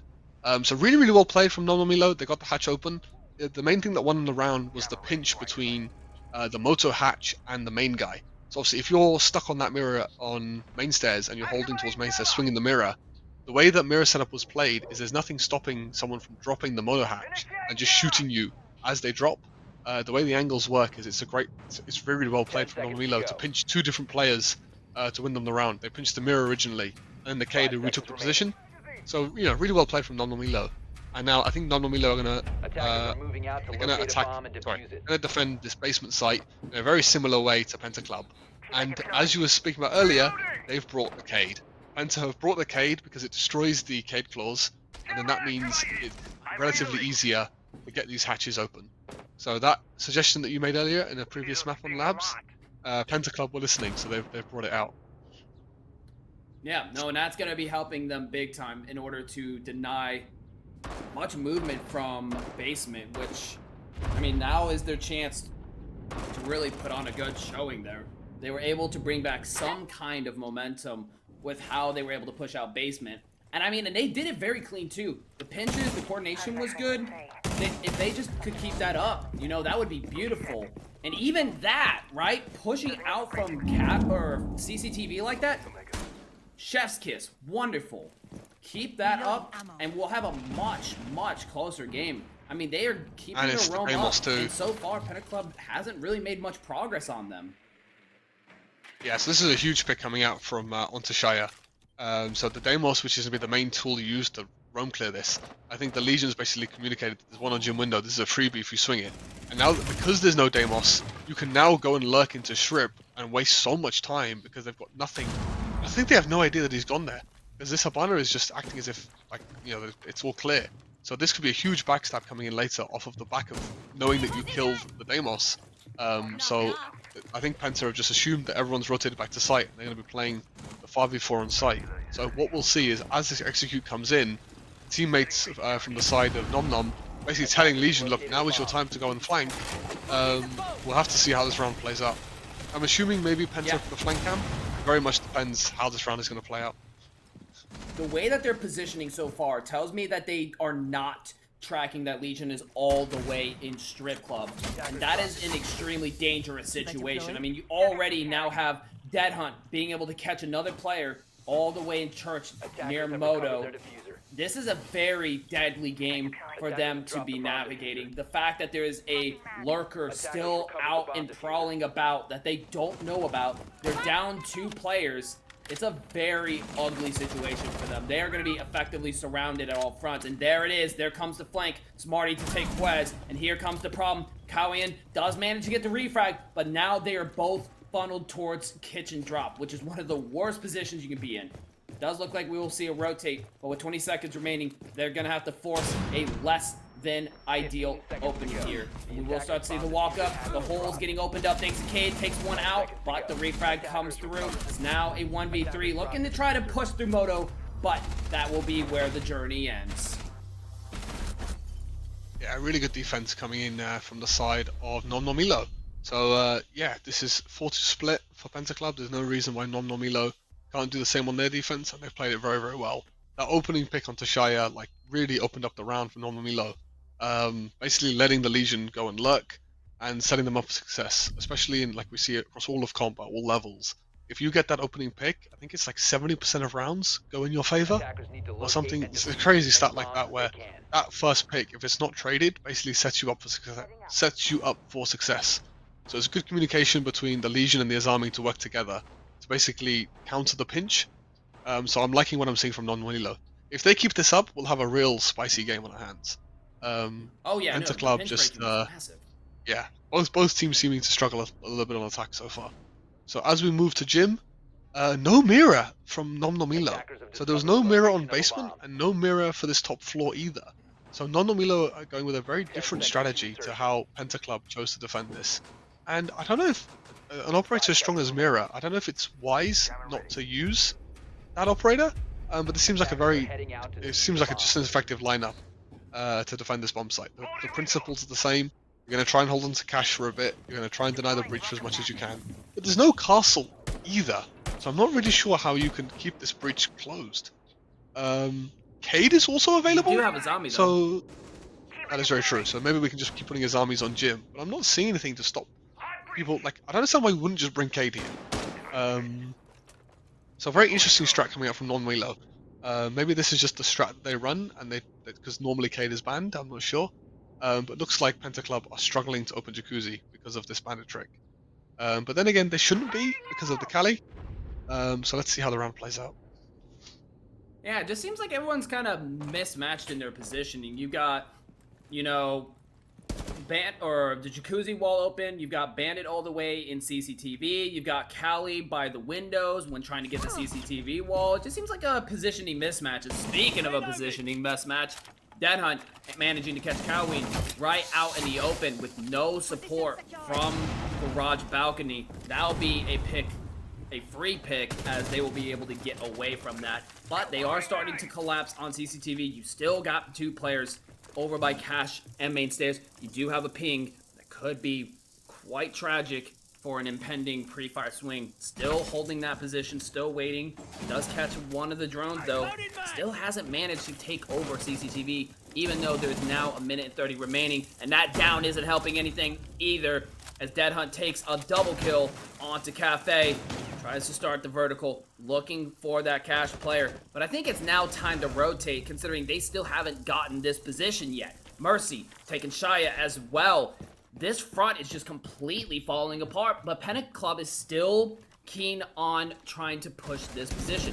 You now have the walk up. Oh, tries to sprint away. Don't know why you're sprinting there, but the refrag will come promptly after, as we'll see that go down. Now, all up to Scoppy, the last player, and still committing to taking Cash, despite the minimal progress that they have made with 40 seconds remaining. I hate to say it, but I really don't think Penta is going to be able to salvage this with such a long ways to go.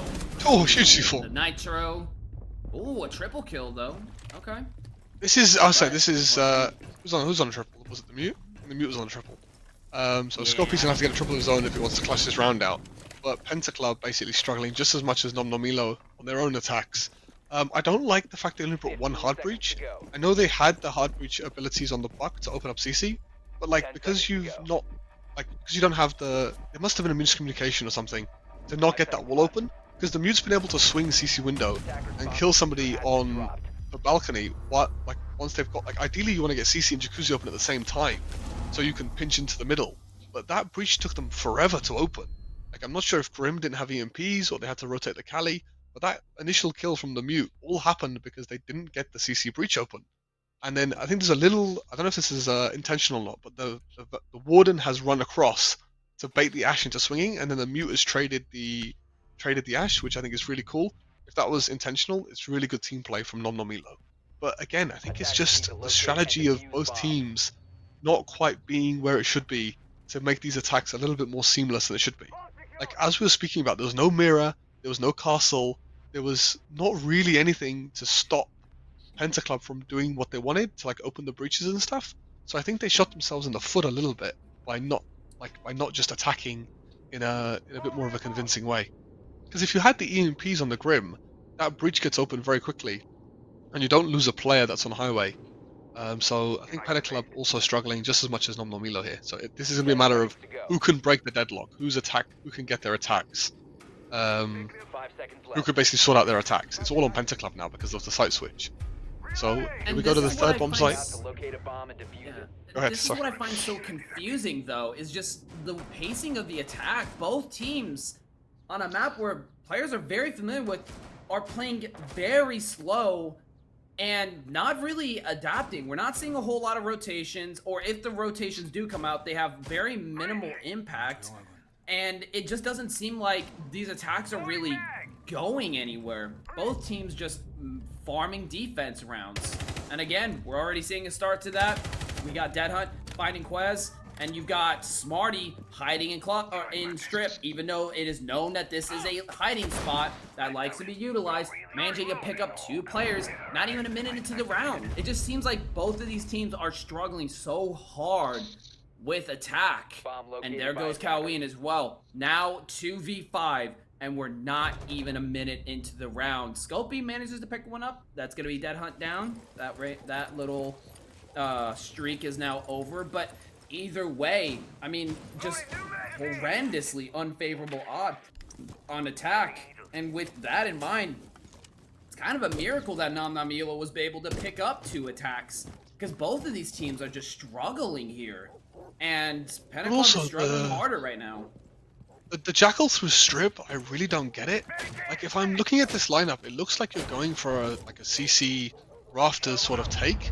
And the reason, for those watching, if you don't know, you don't leave any footprints in the prep phase. So they basically sent the Jackal to go and take some map control, basically using his ability to not have to drone him in. Obviously, because the Vigil's been there the whole round, there is no footprints to leave, so that Vigil's got a freebie. But to me, it just doesn't make any sense to send one player in the opposite direction when, like, the ideal areas, as it's now pinching themselves, is to take stock, lounge, rafters, garage tech. Like, you've got the Capital, you've got the Grim, you can really force out this rafters player, but it just seems like they just can't get themselves organized to. I think it seems like a lack of communication in their team to kind of what they want to do and how they want to attack these bomb sites. Yeah, no, I would 100% agree with that. There's just some... Now Vigil's just having fun. Now Vigil is just like, yeah, I'm gonna go for a run. How is Vigil still alive? I'm sorry, but Vigil did my man Scopey dirty there. That was toxic. Being able to run around like that and still be alive. But I mean, at the same time, how did you not nail him? But... Yeah, so I think Namnamilo finally getting some confidence and coming into their own a little bit. Vigil's still outside. This might become a throw if this Vigil gets found, because it does put 1v2, it's not low gonna time. be. You never know, it's gone from 1v4 to 1v2. I mean, yeah, you got a shotgun coming up. Okay, yep, boom, there it is. Gaza finds him. But I mean, yeah, great round, Nom Nom. It's so weird though. It's almost like the second they go attack, both of these teams just kind of shut down. And I've never seen a map like Clubhouse where the attack falters this hard. This is just unheard of territory for me. This is very unusual. I'm not really sure what about attacking on Clubhouse is causing these teams so much problems, but so far we've only seen 2 attack wins, and that came from Namnamilo. Pentaclub has not secured, correct me if I'm mistaken, they have not secured a single attack round. No, we've seen all 3 bomb sites now, so this is where Penta Esports, I think this is a really good tac timeout coming from them. So you can't see it on stream, but there is a tac timeout coming out from Penta Esports. And, oh, they can see that too? Okay, cool. So you guys can see it in the bottom left, my mistake. And basically this is, I think it's a really good tac timeout choice, because you've basically now seen all 3 defenses. You've now seen how Nom Nom Esports want to hold all 3 bomb sites. And this is where you can now make your changes. But if I'm reading this correctly, on basement, Nom Nom didn't bring a mirror last time, and now they have. So this could be an additional problem that maybe Pentaclub are not anticipating they're going to see. So like, if you're Pentaclub, you've just spent all this time like going over how you're going to attack this bomb site, and like which operators you're going to pick. And I bet you Ash is not going to be in the lineup unless they see there's a mirror. It looks like they're hiding the mirror as well. Yeah, this is clever from Nom Nom Esports. So they didn't bring the mirror last time. They double reinforced the site, and they're going to try and make sure that none of the drones can see that there is a mirror in play, and there's not going to be an Ash or a Kali or anything like that coming out from the side of Pentaclub, which is going to be a huge problem later on. So this is where the strategies of Siege come back in, because Nom Nom Elo, the same way Pentaclub were doing their strategy shifts, are doing the same thing. So we saw Pentaclub shift it by roaming. Nom Nom Elo just swapped one operator out to bring the mirror. And if you look at the lineup of Pentaclub, other than the Habana and the Ace, there's not much to deal with it. So if that's been caded as well, then yeah, look, it looks like the motor hatch has not been caded, so I'm going to lean towards them of putting a Cade Claw on the mirror instead to keep it alive.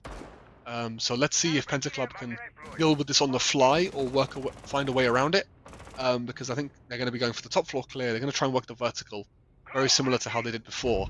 and I think they're going to try and go for a much more convincing round than the last time they attacked this bomb site.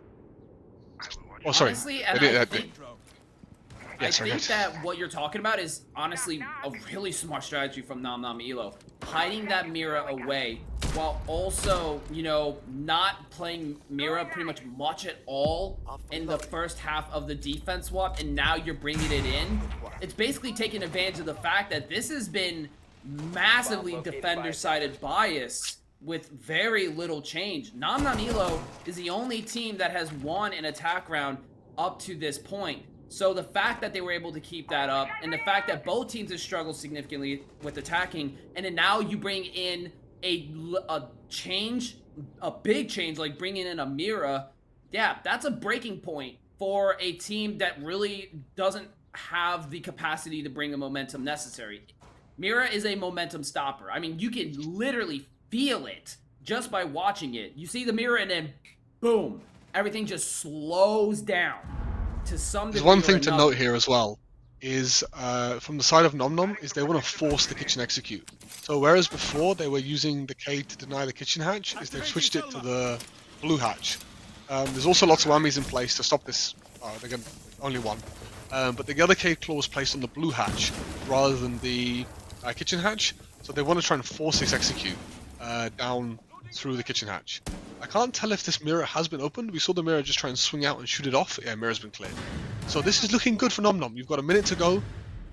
You're kind of chilling on site. That would have been a huge shot from the ace. But now as Penta Club, you've got a problem solved. Where does your execute come from? How do we get in? How do we just send it? Do we go for kills? Is there a place we can plant? These are questions that are all going to be going through Penta Club's mind here. And you're running out of time to figure out what you want to do. There's only 30 seconds left. It's still a 5v5. There's a couple of nitros on the board. We've still got the Azami to deal with. That is a naughty shot from Smartini. And yeah, let's see how this execute unfolds. Shire's found one back. You have managed to get into kitchen. We swung AKs. The cover is there. There's a huge C4 coming out. There's 3 kills coming in the other direction. I think they've just wiped up everybody that was on the first box. So this is a huge round from Nonomilo. You know, well played. Wow. So, see, this yeah, that all popped is off very what quickly. makes Funnel so dangerous. Holy crap. Yeah, there must have been a swing somewhere. So like, I think the guy just swung AKs and just killed everybody. Like they just picked up everybody all in one go. So there's a double with the C4 and then with the vert to finish it off. That's I thought it was going to swing towards Penta Club, but Nom Nomilo found all the picks, denied the plant too with the C4. So that's a huge clutch round from Nom Nomilo. No, that nitro was critical. I mean, when you keep in mind, that makes sense though, to do something like that, to play gutsy like that, to provide an opening for a nitro that you're not going to really be able to watch for. They were funneled, right? You had players dropping from kitchen, you had players forcing it from tunnel, you didn't have any presence over by main, except for one player who was then swept up. That is a really bad look. If you're going to go kitchen, the rule of thumb for basement, right, is that you need to have something else. If you go from one front, you will lose, right? If it's kitchen, you have blue. If you have blue, you have tunnel. If you have main, you have blue or kitchen, right? Those are the common combinations we see, right? And the problem for Penta Club, they didn't choose any of them. They chose one of the few combinations that does not work, which is armory and tunnel. That is one of the few combinations you cannot do, because it does not provide you coverage. There's no pinches. You're vulnerable nitros. They're 2 choke points side by side. It is a disaster waiting to happen, and disaster clearly struck. That's not a valid configuration. They probably should have put more pressure towards main stairs, but the fact of the matter is that they didn't, and Nam Nam Elo took advantage of the fact that they could save a lot of their utility, like nitros, and it had devastating effects. Huge pick coming in from Nom Nomilo. Like Penta Club really need to lock into this last round. You're on match point. You need to be, and this is going to be killing your mental. Obviously, especially the back of the previous round being slammed in the way you did. And Castle's just found a huge pick onto being on the guy on the room that was droning outside. They are going to pick up the recruit that managed to just get res, but this is looking really good for Nom Nomilo. Like especially in this last few moments, you've got to be making sure you're not giving away cheap kills, which is exactly what's happened to Penta Club. So if they can really lock in and win this round, their mental should be in a good place, but it's not looking good from the way it stands. That Castle's, Dead Hunt's been on it. He's been getting these entry picks. He's been finding these cheeky kills, but you just cannot let someone get that aggro on you. Absolutely, especially when you're playing slow. The whole point of playing slow is that you're not letting your guard down. And unfortunately, what we're seeing in mass is that that guard is being let down while also playing slow, and it is having devastating consequences. Except for there, Scopey gonna be able to take Smarty down, rotating from the bar. That is gonna be a decent pick, but it unfortunately doesn't take down any active utility, whereas for Penta Club, they didn't get much space for it, but they lost the Bs, which is a big net negative. So I would still argue Penta Club is at a bit of a disadvantage here, but if they can find an opening to establish Logi or construction, they might just have what they need in order to turn this around. At least one round short of getting into overtime. How do you not bring anything to clear these castles on the windows? Like, it's low HP too. It's like you're 45 seconds to go, and you're all on low HP. I think every player on Penta Club here is on half HP. They're going to need a miracle to bring this out. It's saying that that's a great way to start. Shire finds one onto the mattress. It's now a 4v3 for your advantage. How do you get in and close this round out to keep yourselves in the game? Well, if you want to keep yourself in the game, you got to push in. There's not a lot of people pushing in so far, and it's killing them. Mercil taking Scopey and Quest for a double kill. Who's the hop in? It's going to be Shia, but going to go down into turn. Too little, too late. Now with Calween, the last one to try to save it, and they will be unsuccessful, as unfortunately, they just couldn't get an opening. Meaning that Nom Nom Elo will turn it around from 4-2, 2 rounds down, and pretty much winning every single defense. The victors, 4-7. No defenses lost. Now that, ladies and gentlemen, is what you call a comeback. Yeah, that was a great, great game from Nom Nom Elo. Neither team being able to attack. That's crazy. Well, sorry, only Nom Nom Elo being able to attack. They got probably the split they were looking for. They won their both tertiary bomb sites, I believe it was, and yeah, so they won a basement attack and they won a CC attack, I believe, if I remember correctly. And Penta Esports just not. I think it just comes down to, again, just the kind of knowledge differences between the teams. Some of the lineups we've seen that can be really questionable at times. Like Siege is, especially in the state we're at now, we have so many operators and so many different gadgets to your disposal. You should be bringing the tools to make your life easy. You shouldn't need to be, like, if you're going to split take like we saw Penta do by getting Jacuzzi and CC at the same time, you don't need to rotate your Kali across. You can just bring somebody to help your secondary hard breacher, if that's the Buck or an actual hard breacher, to open up CC, to make your attacks a lot smoother. But because maybe they had the choice of the wrong operators, I'm not sure what was going on from the side of Penta, everything just took too long. Like, it was just, things were taking too long. You were shooting yourselves in the foot by not having the right tools. Right. It was just not a great performance from Penta, to be honest. Like, these attacks just look like, I don't know, it doesn't look like a great performance. I thought, maybe these guys are going to be, one of the spiciest games of the what we've seen today, but Penta Esports just did not turn up today, especially on their attack. Honestly, I really don't think either team particularly stood out when it came to attack. Like, keep in mind how unbelievably close it was for Nom Nom Elo when they won their attacks. Did we not remember the first time that they got around basement? I mean, down to like a 1/10 of a second, a triple kill. That is extreme measures to pick up an attack round. Insanely extreme.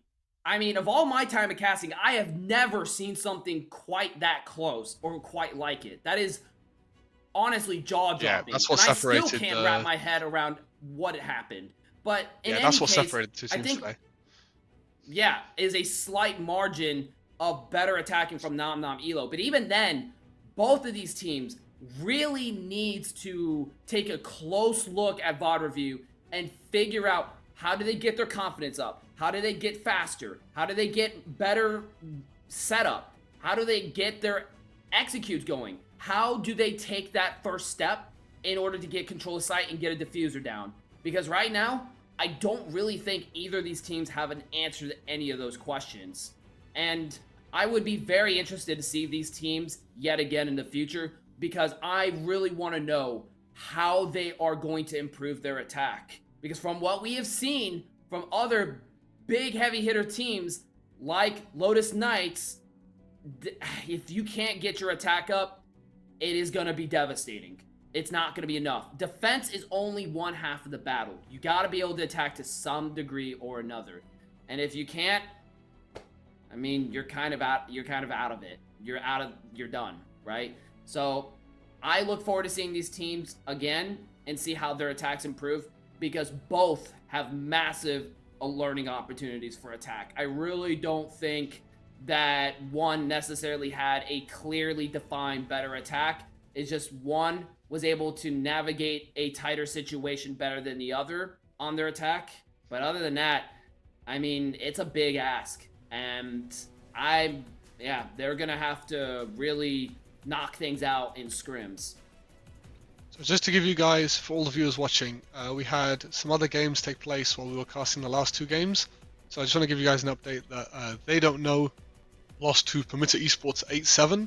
So that was another game that went all the way to max OT. And then Team Janella, I want to say, they beat X Yahila 7-2 as well. So we had some really close games today, we had some not so close games. All the games on stream were pretty exciting. Obviously this last game being not so exciting because nobody knew how to attack.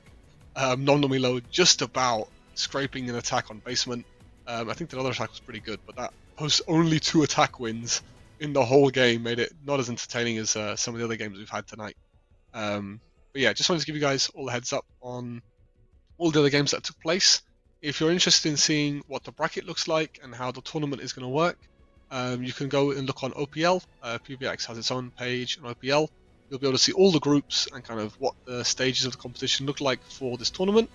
And you'll also be able to see the upcoming games for the next play day. So hopefully you guys have enjoyed the Siege today. We've had some real nail biters today, and I've had a pleasure casting with Piercing, and hopefully you'll see us back casting soon. Yep. Take it easy. See you guys. So far, if this roam clear doesn't succeed, that is gonna...